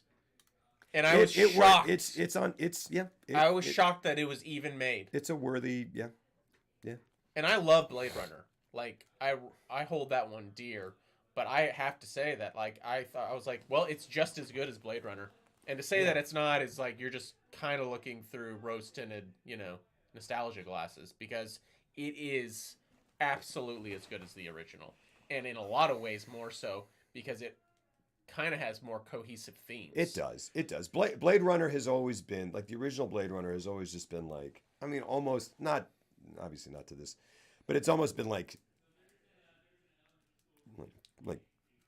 almost like 2001 or something, but not really, but it's just kind of like Blade Runner is like, just live in this world, and we're going to show you this world, and it's amazing. Yeah. And like, there's 2001 has a very specific point, and it actually is very economical filmmaking, all things considered. Blade Runner feels it is. Sure, okay. It gets 1 point across, very but sure. But And Blade Runner has a story. And it tells some things, but it's all over the place. But it is about living in that world. And it is, well, it's basically like, here's this story, and it's dreamlike, and you don't know what's real, and you don't know what isn't, and you are just existing in this place, and isn't it amazing? And you're like, yes, and all of it is great, and it's just this wonderful dream, and at the end, you don't know if it's a dream or not, and it all mixes together. Blade Runner 2049 is like, it's great. It's like we're gonna boom, boom, boom. We're gonna plot out a story, and it's gonna feel less like that, but it's still gonna feel like that, and it's gonna be great, and it's gonna give you stuff. It's great. It's one of the great sequels. It really is. I mean, that's what gave me. But at the take it easy, MM7. But at the same time, I was just like, and even Dennis. How do you pronounce his last name? Villeneuve. I mean, I don't know why I'm the expert. Yeah, Villeneuve. Villeneuve. But it's like, no, from the beginning, it's Villeneuve. I'm like Villeneuve. But like, he had to come out after that movie came out, and it made not a lot of money because they gave him $140 It didn't make money? What the crap? Well, why would it? It's a $140 million art movie. Like, of course it's not going to make money. Blade Runner. He made a fantastic art film with a lot of heady intellectual themes and a lot of heart. And it's I thought it was a brilliant movie. But I also walked out and I was like, I can't believe he got to go make that. Like, in this era, I was like so happy. At the same time, I was like, it sucks because that's not going to make its money back. And then he had to come out afterward, and he said, in almost like a press statement, where he was like, "I promise I'll never make another movie like that." What? In terms of like, oh my he was like, "I'm glad I was given the opportunity to make the movie I wanted to make, and I was given final cut and blah blah blah, and I executed the vision that I felt was appropriate and respectful of the original Blade Runner." And I felt like I delivered the movie I wanted to deliver. Having said that, I'm excited to do. He was essentially saying, I'm ready to make a commercial movie again, and I'm going to tackle Dune next. And don't worry, like, it'll be something a little more palatable. Goodness gracious! And it's just ridiculous. What a man! I'm psyched for that Dune. I lost such a palpable amount of not really, but I just remember when Tree of Life came out, and they had to put up those placards, like you can find them online. These placards that were like, "Dear filmgoer, Jesus, welcome to summer," or wherever, what time, whatever year, whatever part of the is like. We know that this film stars Brad Pitt, and you've probably heard there are dinosaurs in it. But take your fucking sippy cup out of your mouth. You feckless sack of concrete shit, and open your mind for a second. Stop playing Fruit Ninja, you dick. And are there tits in it? Who knows? Who remembers? Just watch it. Pretend you're back. Just like you remember poetry, do you? I know you used to beat up the kid who. Just watch it and let yourself be enlightened. Yeah. You bastard. Because like they literally had to be like, look, sorry, please give it a second thought. It's not like other movies. We have full faith in our director's vision, and we think that if you give it a chance, you might like it. And like they had to literally put training wheels on the entrance to Tree of Life. Yeah. And it just blew my mind. Every time I think that I'm like, people. Not that if you don't like Tree of Life, that's not legitimate. I'm just saying that the fact that they were like, watch a movie that's poetic, but like be good, Anyway, go ahead. Sorry. Because people were walking out and demanding refunds. Yeah. I mean, it's just ridiculous. You're like, you wanted a Terrence Malick film. Yeah, what were you thinking? I don't know. They had Brad Pitt in it. And it's like, that's not a pretentious viewpoint. It's just, I know. It's so upsetting that like how prescient idiocracy has truly become in so many ways. Because I too many times I'll just be interacting in real life outside of you know, when I step out of my edit cave and I have to go interact in real life, and I'm like, my God, there's just so many people that like. By the way, like in Austin, the Alamo Draft House completely spoiled me because anytime I go to a normal theater now, it is shocking. Can we talk about theater etiquette just for like 5 seconds? Sure. Because Sure. I don't understand how in this day and age you can still go to a movie theater and not shut your fucking mouth.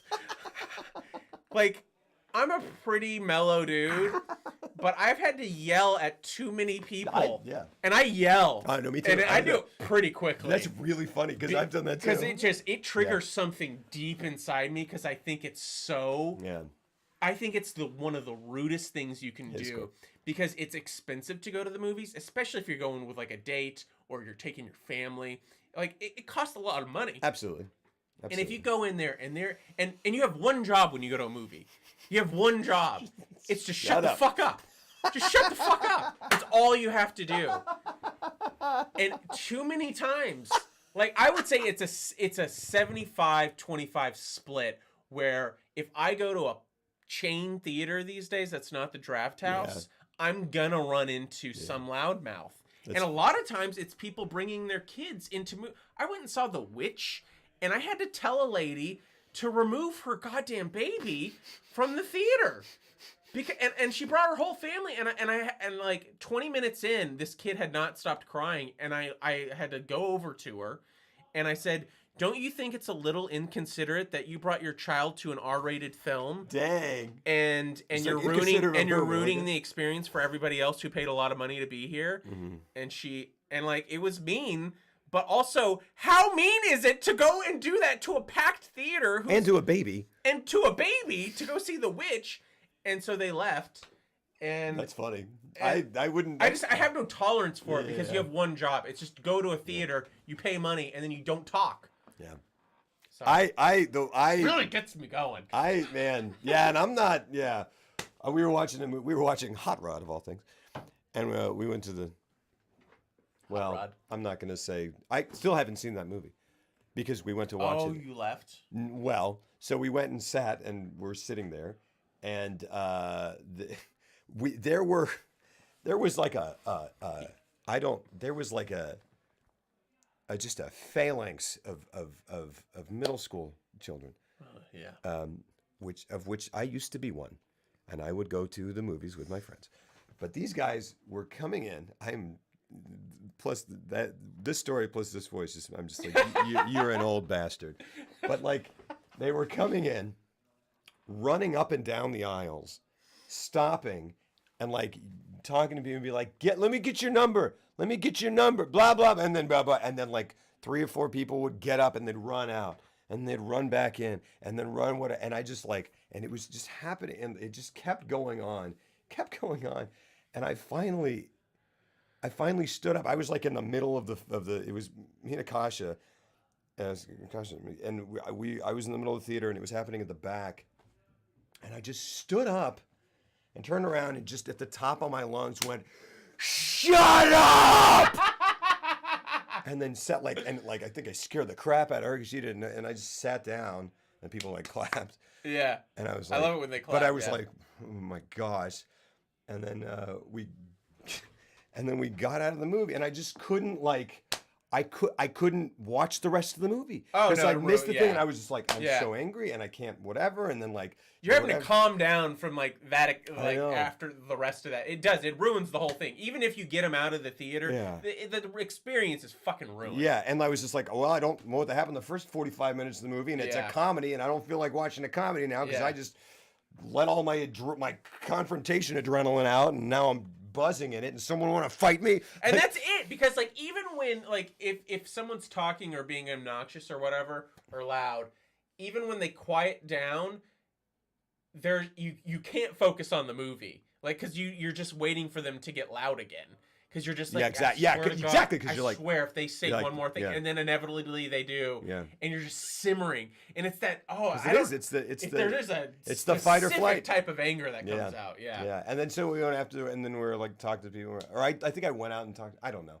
and they're like, and they gave us rain checks and stuff and Yeah. whatever. And I was Oh, like, they're always it's very like, we're not gonna- accommodating, yeah, but of it's just course. such a bummer because you're like, man, I had to block out time to go to the theater. Like, it takes time. Yeah. I'm afraid to even raise a card in theater because I know they're going to notice. Well, me. and I I feel wouldn't that way do too. that. Yeah, I would wouldn't do rather that. just be like, hey, it's me. Shut the fuck up. And I don't think, I mean, I don't know. Like that's like, I think the only other thing I've done ever like that, I mean, is just, you know, when someone, and I'll just kind of, you know, do the. Yeah. Okay. That's always a good I'm one. just surprised that I just need to know where that noise is coming from because there's noise and it sounds Do you like a hold human. it when you look back at him? I always do this where I go like this. I'll go. Yeah. and I'll make sure that they look at me. Yeah. And then I'll hold even longer, just to make sure that the point is like really gotten across. Yeah, But I'll like- give the stare right. But Yeah. I don't think I've had like, because like people usually shut up, and then like, but that was just where it was like I was like, this is insanity. This Yeah. is insanity. What's Yeah. happening? I need to just. That just whatever. sounds like you're like this. There's no way this is gonna work out at all. Yeah. Yeah, it was ridiculous. Anyway, It's just like, no joke. Like you have one job. And it's a show. I That's wonder. I good. wonder about people like that. Because I'm like, if that's how you behave in this setting, how are you applying yourself in other aspects of your life? Well, They you gotta never be as know. dumb. No. You never know. Like here's the thing. I once went on a date with a girl who talked, and I ended up getting She's mad dead. at her. She's dead now. Yeah, no. Shit, she died that night. But needless to say, like that date ended quickly because I was. Oh, that's awful, Derek. That's awful. What? I don't remember. It was two teenagers Snapchatting the road for another 45 seconds. Turn your just bright light. screens off. Oh, we went to see. Yeah, Spork. I haven't really had too many. We went to see. Gosh, what the heck was it? I feel like something like that happened when we went to see like Hereditary or something. Yeah. That's a bummer. Yeah. You saw Hereditary? What did you think of that? I feel like we talked about The Godfather. I feel like we're now riffing. Yeah. We covered it. So the first part of Hereditary.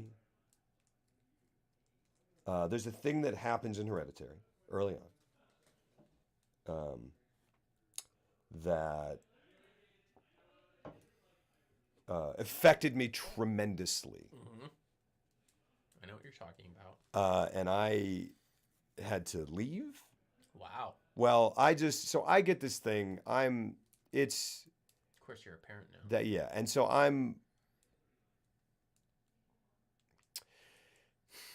I had to like, I left and went outside and just said a prayer. Wow. Because I was like, it was enough of I don't know. There's this whole thing where like, it's interesting with October coming up, where like, I don't know, man. Like I was raised Catholic. Mm-hmm. I'm not a good Catholic because for a number of reasons, but like, and I don't think I can't call myself a Catholic anymore, but I am spiritual and I believe in God. Mm-hmm. And that's just in your DNA, like all the Well- Catholicism and stuff. Well, and Akasha was never like churchy, but like she would have, and we've had discussions about stuff, and like she was much more about the kind of like, oh, there are like evil spirits, or there's like evil energy or whatever, and I was like, I don't know if I believe that, and that's scary, but like there's we've had discussions about how like putting yourself in the mind, like watching a horror movie, is putting yourself in the mindset of being open to that sort of energy. Sure. Can like, this is terrifying, but like invite thing. And I was like, I don't know, but like, I'm That's part of the fun of scared. it. Yeah, exactly. Of course. It's like, Yeah. it's an adrenaline thing. But then I was like, but then that thing happened, and then my brain just started, and I was just kind of like, well, I mean, like am I like, what, you know, and I just had to, and then I was okay. And then the rest of the movie, as it started getting more and more, because it was like at first you're just like, what's going on, this is all crazy and this is interesting, well, I've never seen that before, okay, and then it just starts winding toward a thing where I kind of was like, sorry, where as it I hated the final reveal so like because I thought the movie was so incredible that they didn't need it. so Well, I just kind of as it kind of started winding up more and more things kind of started concretely happening and stuff, I kind of was like, okay. And then I was like, it just by the time it was over, I was like, okay, so it borrowed this from this movie, this from this movie, and this from that movie. Yeah. And I just kind of was like, all right, it really unnerved me. And then like so when it started going into more of the like sort of I don't want to say traditional, but those sorts of like effects scares, I kind of was like I was like unnerved by it when it was unnerving. Yeah. And then when it started showing more of its cards hand, kind of like this is more what we were building to. And I go, I can agree with that. Yeah. So I don't know. It's not. I thought overall, what the thing it accomplished the most was it just felt it had a real menacing tone. Yeah, it just felt very mean. It felt like a mean, and like you know, which is kind of I didn't. Yeah, I was when they made the Exorcist comparison and they used it as like the pull quote for all the advertisements, I was like, that's unfair and setting it up for failure. Oh, it didn't really feel like The Exorcist to me. And it didn't at all, but it did in one way, in the sense that it just had that. I mean, look, I think Exorcist is a top 10 movie. Like, I think it's probably a perfect film for me. Interesting. I think that's another one. Like, but I always viewed The Exorcist as like, and Hereditary.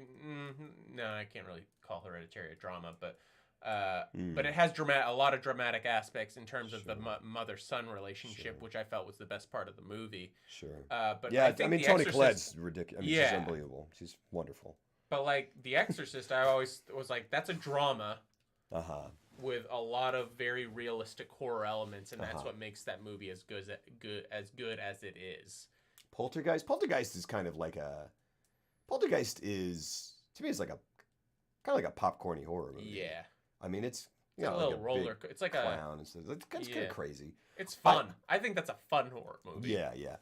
But I feel like Exorcist gets under my I remember I saw it when they did the re-release. And they added in like the spider walk down the stairs and all that. Yeah. And I remember being like, I was like 13 or something like that, and I saw it. So my first experience watching it was in the theater, and I had been scared by other things, maybe more in terms of like jump scares, but as an overall uneasy feeling leaving the theater and it just sticking with me for days. I mean, that movie did it. And I had a similar feeling with Hereditary. Yeah. I mean that's such a. Because what it did well, it did very well. I mean, that thing that it did. Yeah. It set up. Rhythmically, right. everything totally. Oh gosh, and just that whole. That kid, who is that kid? Yeah, I know that feeling of dread. Yeah, following that. I mean, goodness. That's a good word for it. It's palpable, and it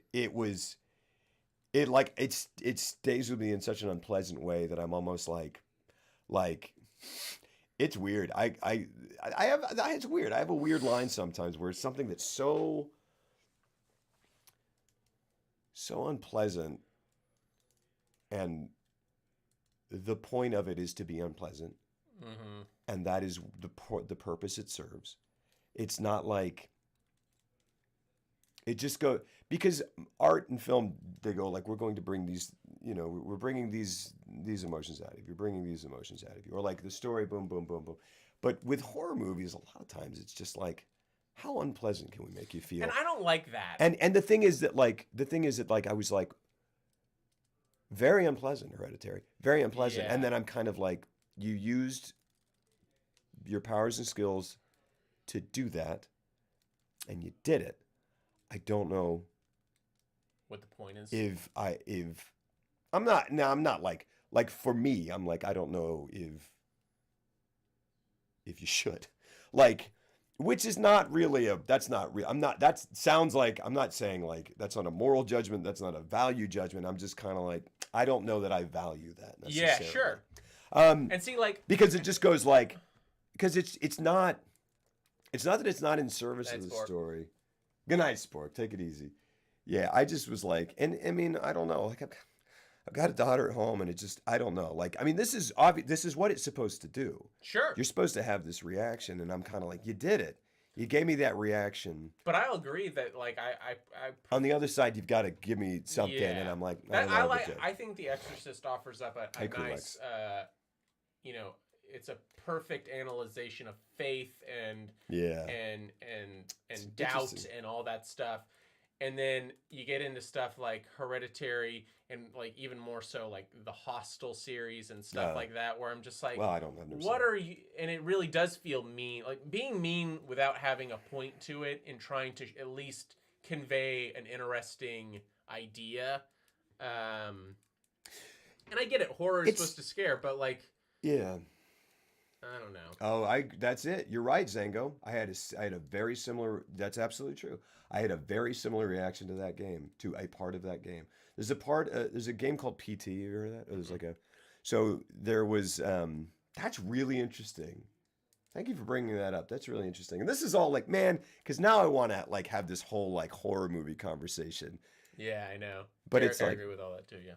the atmosphere of the movie, the little subtle things in the background is creepy. Absolutely. Like Brandon said, the kid wants to. Yeah, and I agree.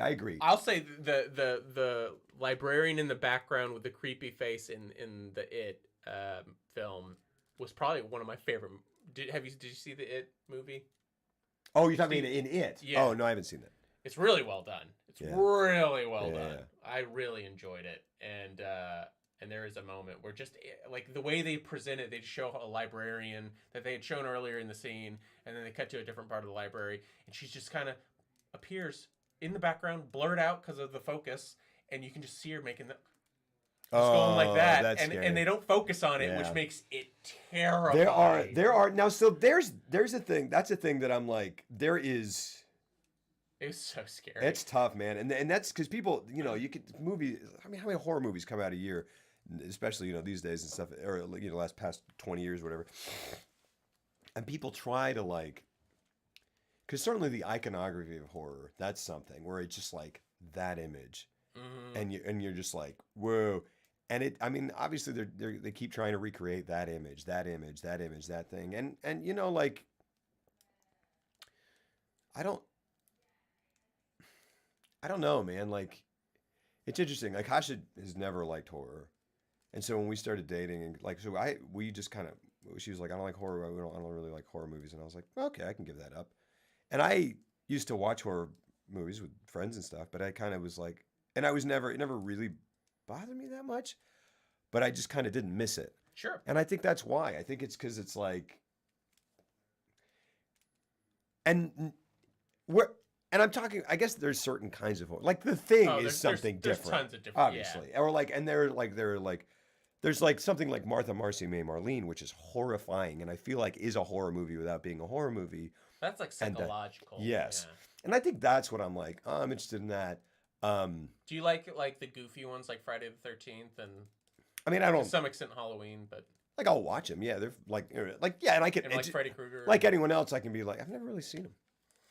I can get into it and be like, so, what a kill, or whatever. Yeah. But like, I don't really. And whatever. so like I this past year, starting last October, I watched a horror movie every day during October, every night. Which we're gonna do on Filmography, not every day, every episode. Yeah.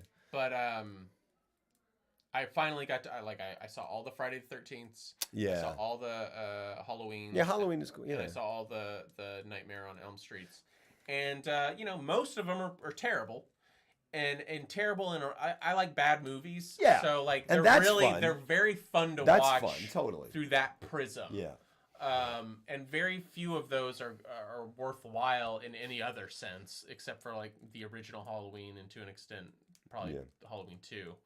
But yeah, I like watching them, like hate watching them almost. Sure. Yeah. I mean, and I think a lot of them are made to just be enjoyed as pulp, like that. I mean, no pun intended.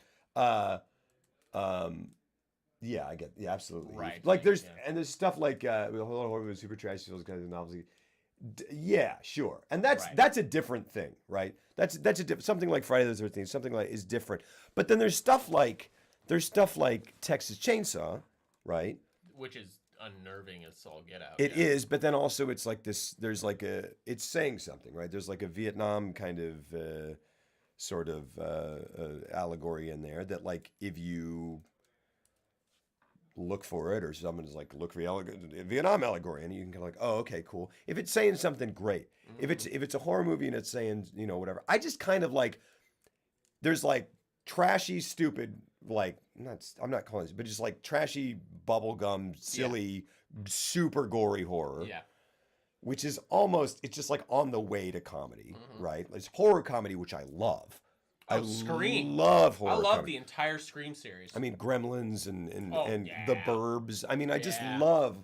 I mean, even Beetlejuice is horror comedy. I mean, like, there's great stuff. I'm not dissing, but then there's like, and then there's pulpy horror, and then there's horror that means something, and then there's horror that's just like psychological horror that's just like, this is what humans do to each other or can do to each other, and maybe there's supernatural elements, but it's really about humans. And I'm like, okay, cool, and then there's like just ghost boo stuff, and I'm like, okay, but then there is this there's this thing where it's like, I don't know, man, and I like something like Hereditary is like going, I'm taking myself very seriously.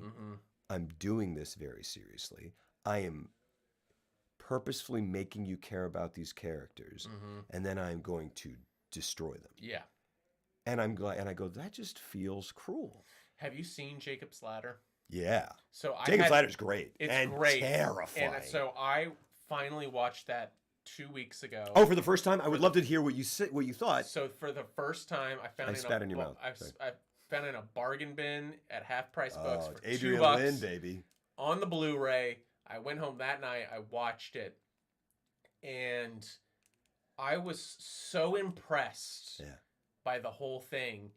And I also finished it, and I was like, I don't know if I'm ever gonna watch that again, because I was exhausted. I was exhausted, like more so than probably any other movie I've ever seen. That's interesting. Because it was visually horrifying and just sumptuous, but the tone of it and the experience of it, it felt like what a real nightmare would be. So that's interesting. And so I was like, cool. So 10 out of 10 because it accomplished its goal in spades. Yeah. And I don't know if I can say I liked it. Yeah. Because it was that I had that visceral of a reaction to it. Sure. Yeah. And I went in knowing that. Like I knew people are like, "Oh, you're going to it's a thing." So I'm glad to know that it still packs the punch that it did, because I watched that movie. I was shocked by like some of those like the Yes. Are like I was just like, that's stunning. Well, but because so unsettling. And it was the first time I'd ever seen it, and now it's been done a lot. Well, it's been done in like Silent Hill and stuff, but frankly, not as well as it was in Jacob's Ladder. Exactly. Like, There's stuff in Jacob's Ladder. Oh, thanks, Big Ted. There's stuff in Jacob's Ladder, like. Man, there's like he walks by like a homeless dude or something and looks down, and then a tail slithers through. Oh yeah, and you go, what the was that? Yeah. And then there's like that really weird scene where Elizabeth Pena is like dancing, and then he like look and she's being, there's like a demon, and it's like coming out through her her out of her dress like through her vagina, and it's or something. like this. What is happening? And you just don't know. By the way, that almost gave me a seizure. Yeah. but not. I mean, it did just because like that whole like. That was a crazy sequence. I have Zengo. It's... Which one are we talking about? The comic book Arkham Asylum, Mysterious House, and Serious Earth. I have not. It's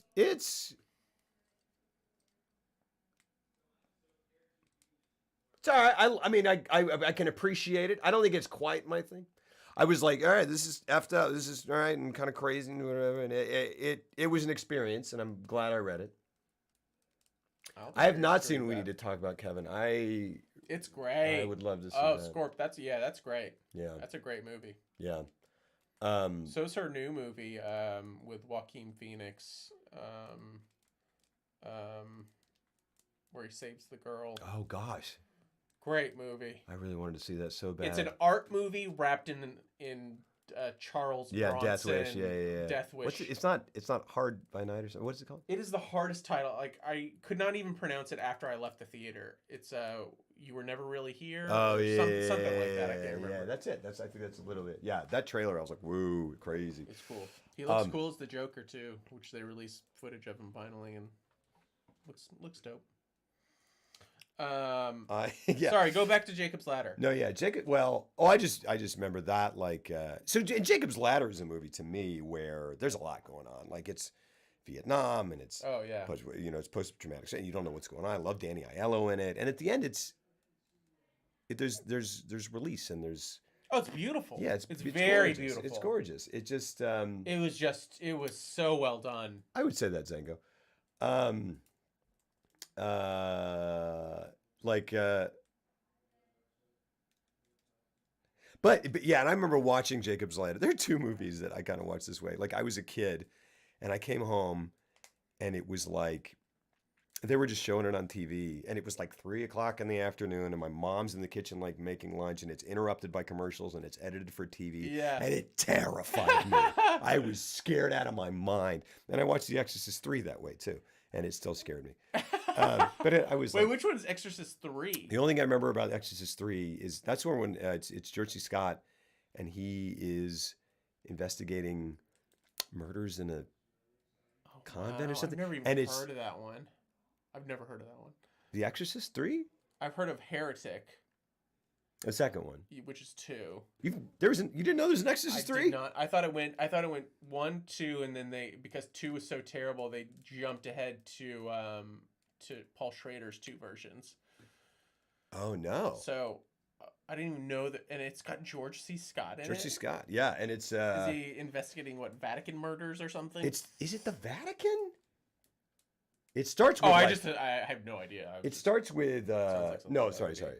would be. There's a thing where there's like a statue and it's of Mary or something. It's crying blood or something. But then like there's I can't. There's just such a thing. There's a thing that I think first time I ever saw it in a movie was this movie, and I was like, oh, it's terrifying. And they've done it in other movies since then. So maybe I can say it. I don't know if you're gonna watch it.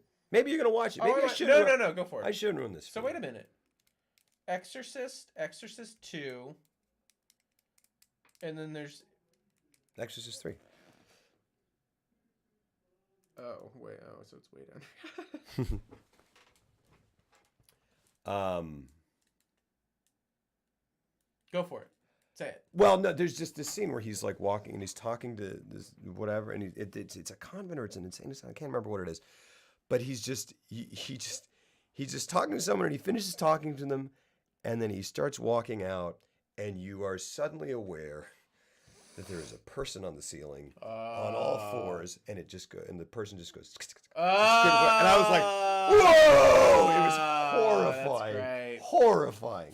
Oh, that's worth watching just for that. I Well, love see, shit. I wish I had ruined it shit. for you. I love shit I wish like I had that. ruined it for you.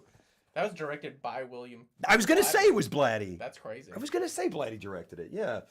But so anyway. That's awesome. Anyway. I don't know. So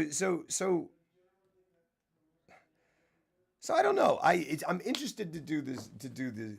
I'm interested to watch the Exorcist again as a parent. I don't. I mean, that's just gonna. I don't know. That'll be a thing. It's I mean, I think it truly is like Max von Sydow.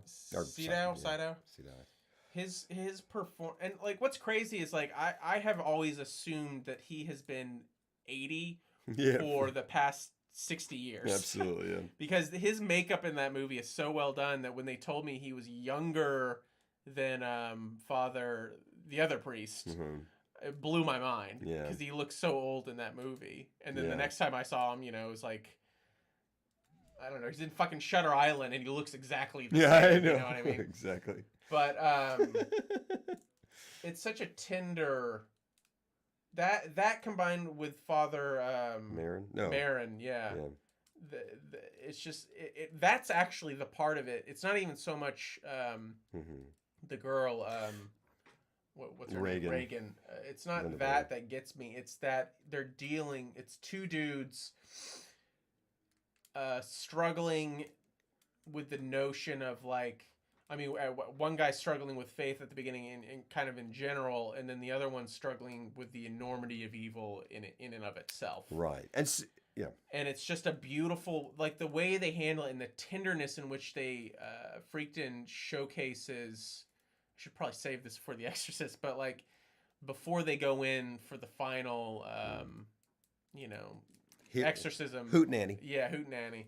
And they're just sitting in the stairwell, and the cinematography in that moment is so beautiful, and like the room tone, like the sound effect of the room tone is so perfect because it just sounds like a house, quiet in the middle of a neighborhood, and you can just feel like you can hear the room tone as they're sitting there in silence, and they know something horrible. They're gonna have to walk into a room filled with pure evil, and it's like right on the other side of the door, and they're just wrecked with nerves. Deemy.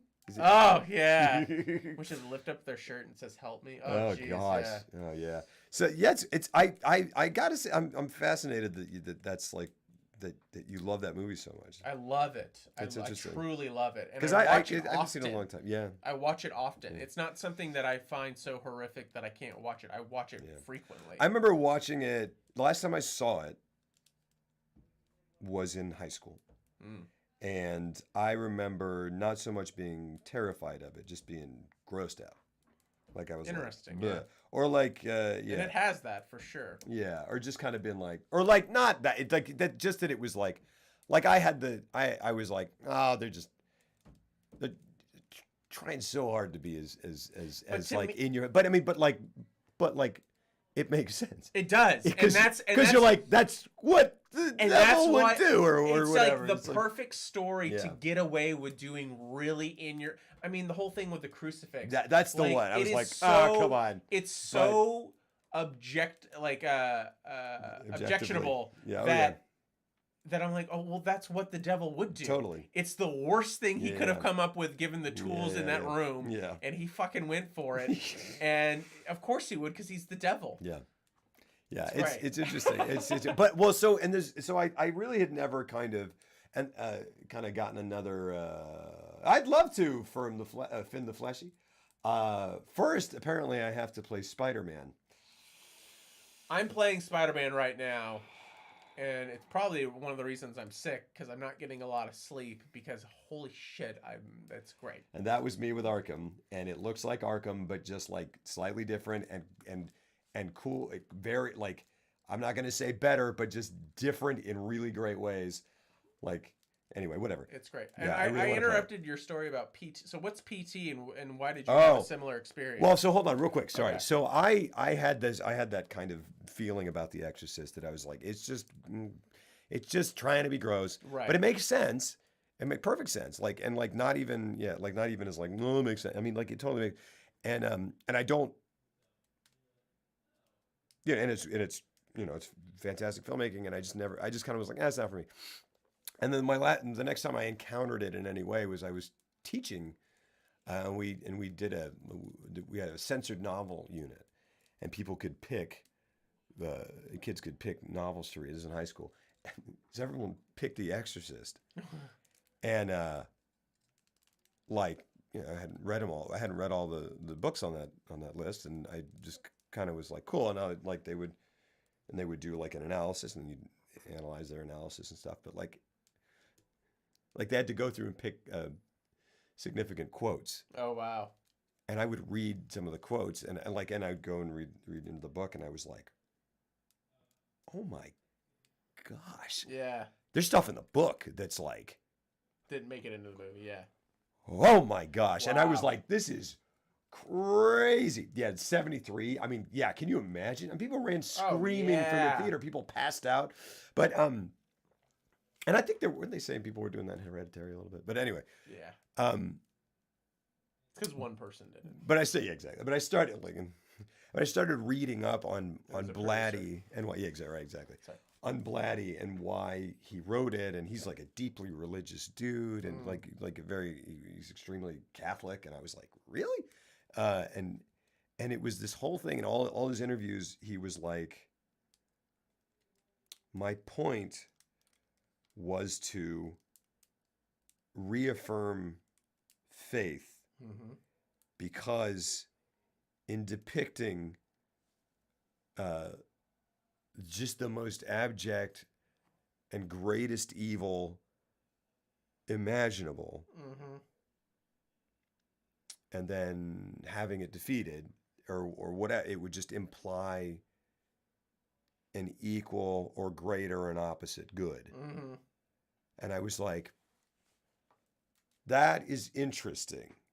That's an interesting take on The Exorcist by the author. So it's like the take.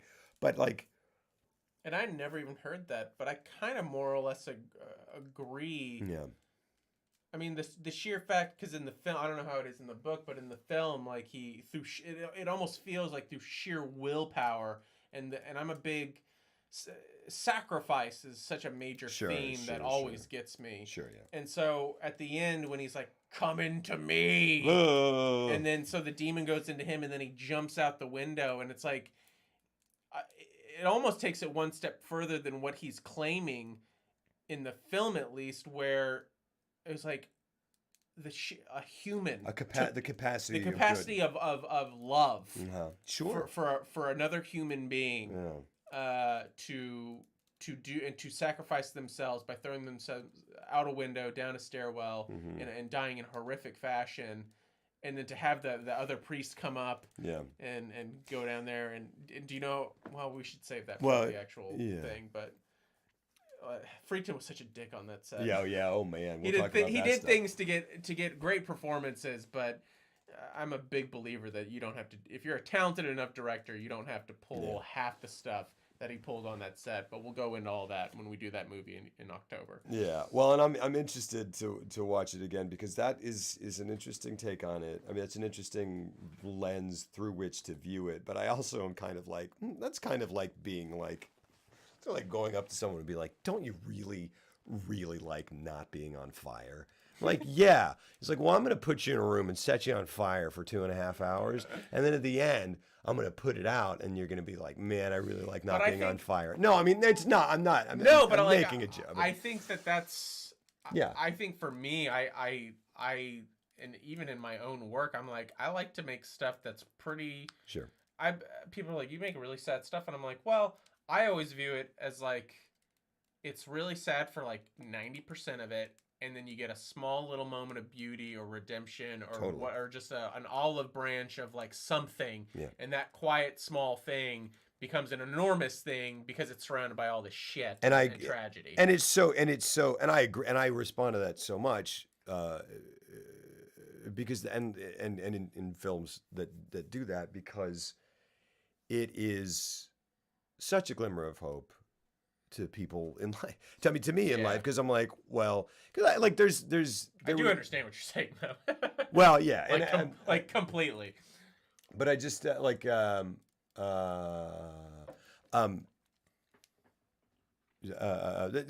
All Is Lost. Did you like that? I did. Robert, I loved it. It's great. I loved it because it's just bam, bam, bam, bam, bam, bam, bam, bam, bam, bam, bam, bam, bam, and it's just like, that's it. That's what I love it. I really love beautiful. It. And something like that, I think truly does, like, I go, yeah, I get it, and that totally does have value, and it does speak more to me because of that, and I can go like, right, because when it does feel like that, there is that, you know what I mean, and it is. So maybe it's a gift you can give to someone. So maybe because that's more of a humanistic, survival. I don't know, because The Exorcist, I would say, is different. I'm not saying, Well, no, I do understand what you're saying, and I even agree with it. Yeah. Because The Exorcist, I mean, there are moments where you're just like, I mean, the crucifix moment is, I mean, there's a reason why people were throwing up in the theater and leaving and stuff, because, like, it's a lot. It's a lot even in this era, where I'm like, I can't believe, like, do you think that could have made it into an R-rated release in this era? Oh, yeah. The crucifix moment? Yeah. Well, I mean, the language in that movie. I don't think language. I think implied. I mean, what is implied with that crucifix is so bad. Yeah. That. Absolutely. It's a child.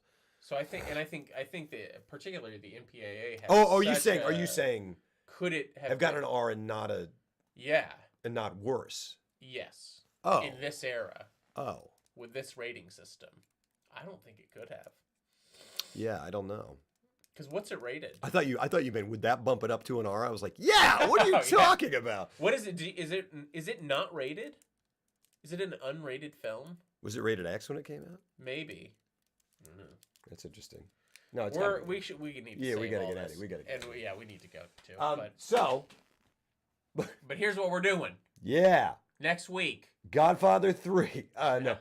Yeah, there you go. Yeah, exactly. Yeah. I always refer to it as your mom does that one thing in that one place. Because that's the worst place to do that. Let's be honest. Let's be honest. Because if there's one place you don't want to be like anybody. You're not even comfortable when you're doing it. Yeah, and then the ones that you're doing that to, they got like thorns and stuff on them. It's like, bunch of burnt penises. Yeah, and they're just like, and it's, it's not even, half the time it's not human. You don't know Just what sucking kind on of charcoal, diseases you're going to man. get. I mean, it's just bad. It's probably, you look up, it's Hitler. Yeah, and you go, oh man. No. This went good places.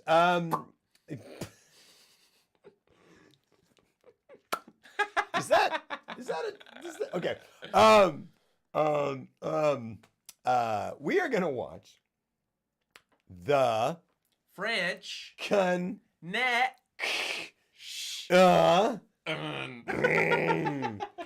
Direct by your mother's. No, sorry. Yeah, William Friedkin's The French Connection. French Connection next week. Boom, boom, boom, boom. Watch it because it's so awesome. It's real good. It's so good. It's good. It's one of my favorites. I don't remember it. Oh, it's a I'm delight. looking forward to it. I've seen it a million times, and I'm just excited to sit down and watch it again. The English Patient? And then, Cool. and we're talking about the English Patient. I don't know why. Where did you say the English? Why did you bring up the English Patient? It's cool. Anthony Minghella, yeah, rock and roll. Gene Wilder. Gene Wilder is in The French Connection? Gene Hackman, baby. Gene Hackman. There you go. Gene Hackman and Gene Wilder are both. Can you imagine a Gene Wilder French Connection? Oh man, Gene Wilder's Popeye Doyle. Well, I can't. I was gonna. I know where you're gonna. I know exactly where you're gonna go with it. I can't. And you can't do it. Yeah. Yeah, Popeye's in it. Yeah, Popeye. That's right. It's got Roy. Popeye's here. Roy Scheider. Ooh. Gotta love Roy Scheider. We talked about is Robert Duvall. We didn't ever talk about. Well, we kind of did. I love him so much. I think we gave. I love him so. He's great. He's great in great. that. So he's great in both He's movies. so dang great. He's so great. So is Jimmy Caan. I call him Jimmy Caan because, it makes it seem like I know him. We're gonna watch. It was fine. I just like that you brought out the English Patient because, I feel like as a joke you'd bring out a crappy movie, but English Patient is a well-respected Anthony Minghella epic. You don't know if you saw what you said. I don't know if I saw what you said earlier either. What did you say? But there's a Godfather video game. Oh, I'm aware. Oh, I've played it. I'm aware. Oh, we didn't talk about PT. It's not fine. bad. Same thing. It's like GTA. Yeah. I mean, Does it have?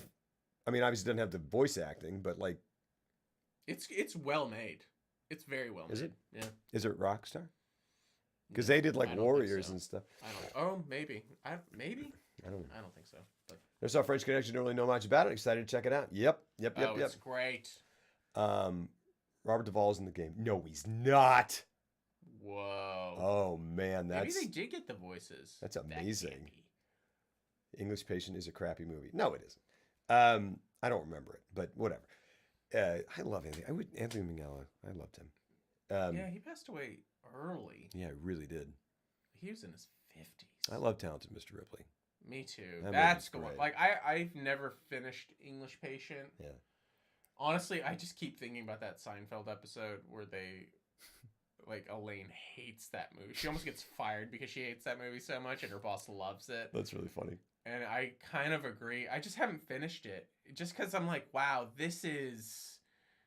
I feel like the epitome of a dry historical drama that won Best Picture. It epitomizes that, but maybe I need to give it another shot. I remember watching it, and it's like one of those Out of Africa, but it's just Yes, that's a perfect that's comparison. Yeah, and Out of Africa. What a dry double feature that would be, but those two go together perfectly. And they're great. They're sumptuous and whatever. Remember we watched that one movie that was the one, The Lighthouse, Light Between Oceans. Yes. And I was like, There was a thing about that movie where I was like, how did they make it look and feel almost just like basically those movies out of Africa and English Patient? But then anyway, Warriors, cool. Anyway, next week. Also, okay, next week may also be, well, okay, I think we're going to be, okay, stay tuned for next week, but we're going to watch French Connection, and then that will take us into October, wherein we will begin our month of, I was just like, I was like, I had a. I thought you were going to do like a ghost I thing. know. And here, then why don't you say the title and I'll do the ghost thing. The fucking scary movie month.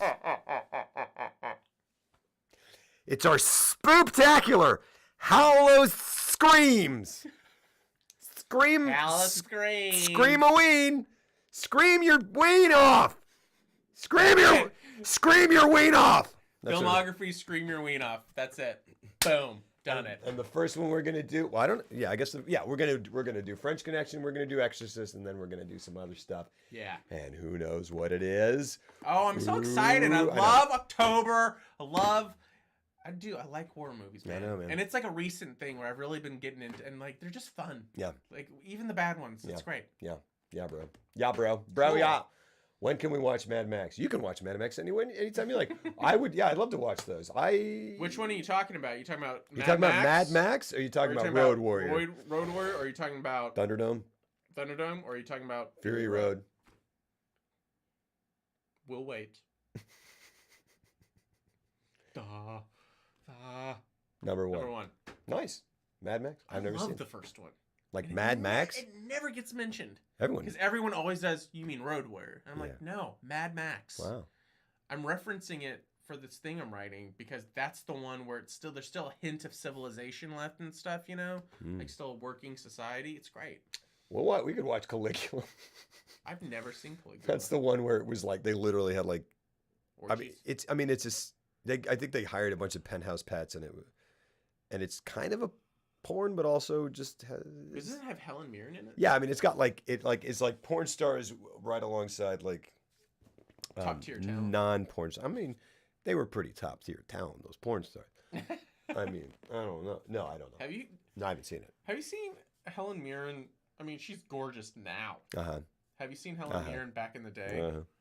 Like, wow, that's a babe. That's a babe. That's a real babe. Is Caligula just a bad movie? Yeah. Wasn't it? Did Penthouse like produce it or something? I was going to say. Anyway, whatever.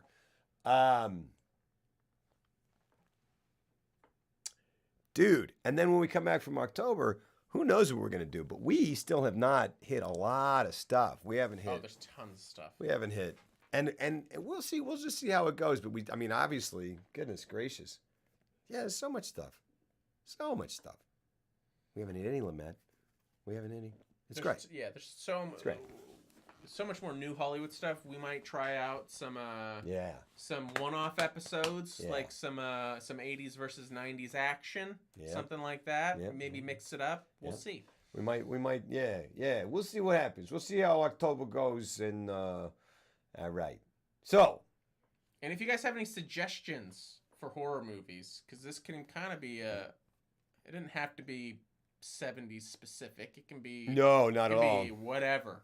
But I've got like at least 3 that I want to do. Cool. But we got maybe one slot there. No, but now we'll because I think, well, I don't know. He's got ideas. He's got ideas. I mean, we got to do Alien. Yeah. We got to do. I really want to do The Fly. Oh God. I really want to do The Thing. And that's it. But then there's, I mean, what else are we gonna do? Let the right one in. Fly. It is horror, but is it?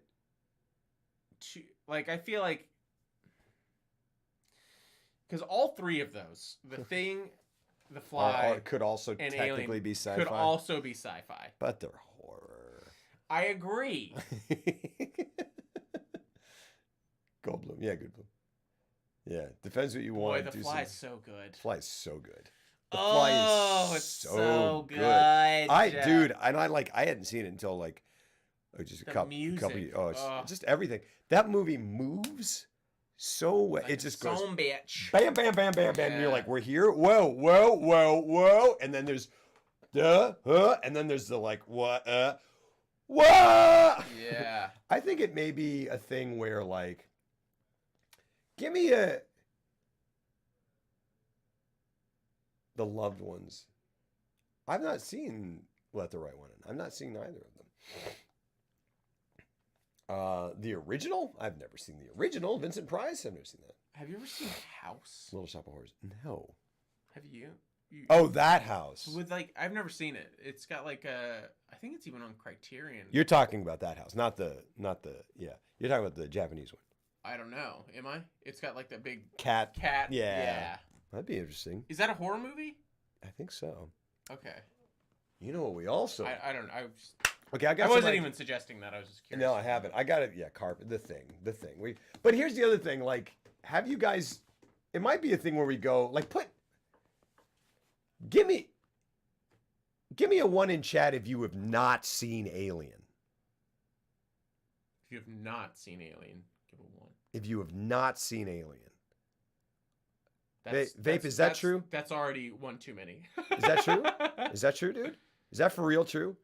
Alien 1979. If you guys have not seen Alien.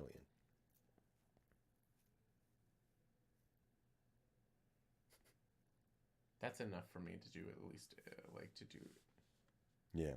Why would I lie? It's not funny. That's true. Good point. And lying is always funny. You don't remember if you have seen it. Okay. That's two then. All right. Give me a one in chat if you have not seen The Thing. See, Alien is an action movie to me. Yeah, Aliens is definitely an action. I mean, movie. it's a horror action, but sure, yeah.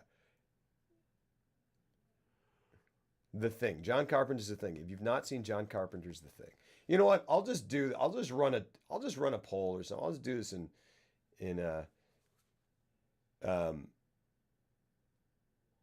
there's two people who haven't seen The Thing. I mean, Shit. That's like, what about The Fly? Give me a one if you've not seen The Fly. David Cronenberg's The Fly. Those are three of the best horror / sci-fi movies of all time. And I mean, they're all pretty darn close to perfect films. I mean, they're just so fun too. The Fly is great. Well, all right, so we got some stuff to think about. I had another idea. Got a lot of ones coming in. Okay, cool. Oh, nice. All right. And the Fly and The Thing and Alien all have this thing with The Godfather. I'm bringing it back to The Godfather. They and I think maybe The Godfather even more so. But like we were talking about how last week we were talking about Mean Streets and how it's like oh, it feels so modern. You just slip into it and you go, oh, this is an old movie. It didn't feel like it. Mm-hmm. The Godfather not only does that, not only do you not think about how old it is. Yeah. It just goes, it's so immersive and so rich and so syrupy good Yeah. that you just go, oh, this is just happening. And it just is happening. Yeah. It's just a movie that's happening to you and it's fantastic. Yeah. And you don't even have a second to think about No. whether it's old or not, or whether it's doing a good job. You're just there. And And the fact that Al Pacino doesn't even show up till like 25 minutes in or something crazy like that, or like he shows up in the wedding scene, but then he disappears, and he doesn't really show up until like 45 minutes in, when he's really like a main presence in the film. From minute one, that movie, it's just a wonderful film. It's just, man. And it feels stupid to even say that because it's like, yeah, it's The Godfather. Yeah. Of course it is. But like, truly, when you sit down and revisit it, and the second one too, if I was ever going to teach like a film course, I'd be like, look, if you want an all-in-one package for how to learn not only the basics, but how to do the basics to the highest degree of like as an art form. Yeah. Then that's the one. Those are the two to study. Yeah. because you get it all, Yeah. and you get it all at a pedigree that is unparalleled. And it just creates, like, the thing, like, I don't even, like, Goodfellas and The Godfather are just so great, and I love them, and I know that they're exceptional because I'm not naturally drawn to crime films, but I am because of those movies and the movies that are the legacy of those movies. Stuff like American Gangster, which I think is fantastic. Just like movies like that owe so much to The Godfather, and to Goodfellas and stuff. Like, I like those because they were made because it, like, but The Godfather is just so rich with character. Yeah. Like, I go, I don't know about, like, a crime movie. That's not gonna, like, really touch me. But then it just goes, it doesn't matter. It just grabs you and goes, it doesn't matter what kind of movie this is. You care about these people. And I go, yes, I do. And they are so distinctly drawn that when they show up in that last scene again, you go, my gosh, my heart. So simple. I know. One shot and just so simple and so poignant. And there's, And well, it's just, how brilliant is it that they all disappear and they go to have what is supposed to be Marlon Brando in the other room for his surprise birthday, and they leave Michael by the dinner table alone. Yeah. And then it cuts to the final shot of the film where he's truly alone. Yeah. And you're just like, it's just so beautiful. Yeah. And then, and I mean, and then just stuff like where in Godfather 2, it cuts back and there's Bruno Kirby and he's like Clemenza. He's like, it's Clemenza! And then other dude shows up. He goes, Saint Pagoda! Yeah. Oh, I love it. Yeah. I love Bruno Kirby. All right, guys. I mean, 2 of the greatest films of all time. We've watched so many great films, and there are many great ones to come. Boy, French Connection is next. And then Watch it. Scare so Your good. Peen Off, Halloween Off. Yeah. Wait, what the crap is it called? It's Scare Your Ween Off. No. Lose Your Ween. Filmographies, Halloween Scare Your Peen. Shit. Lose You're your... gonna have to watch it back. Yeah, your peen's gonna go away. Lose your dick. I cursed more on the stream than... All right, guys. Lots of love. Thank you, as always, to Jeff Ray. Go follow him on... Not on Twitter, because I'm Okay. I have zero Twitter presence. JeffShootsYou.com? JeffRayShootsYou.com. JeffRayShootsYou.com. Jeff Shoots You. At Jeff Shoots You on Twitter. Blow up his Twitter. Just blow me up. Blow his Twitter up. And then JeffRayShootsYou.com if you want to see his work. Follow Jeff on MySpace. Hey. He's gonna drop that hot single any minute. Yeah. Featuring Eve 6. I don't know. Just his MySpace. I don't know. Eve 6. That's great. All right. See you guys. Lots of love. Bye. Thank you for being here, and we'll see you soon. I guess we should raid somebody, but I'm going to turn some music on.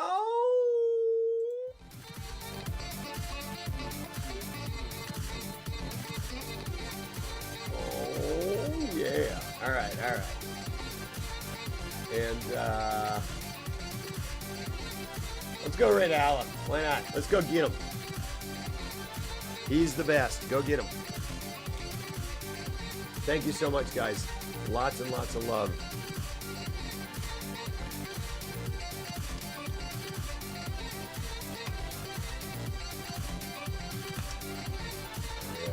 All right.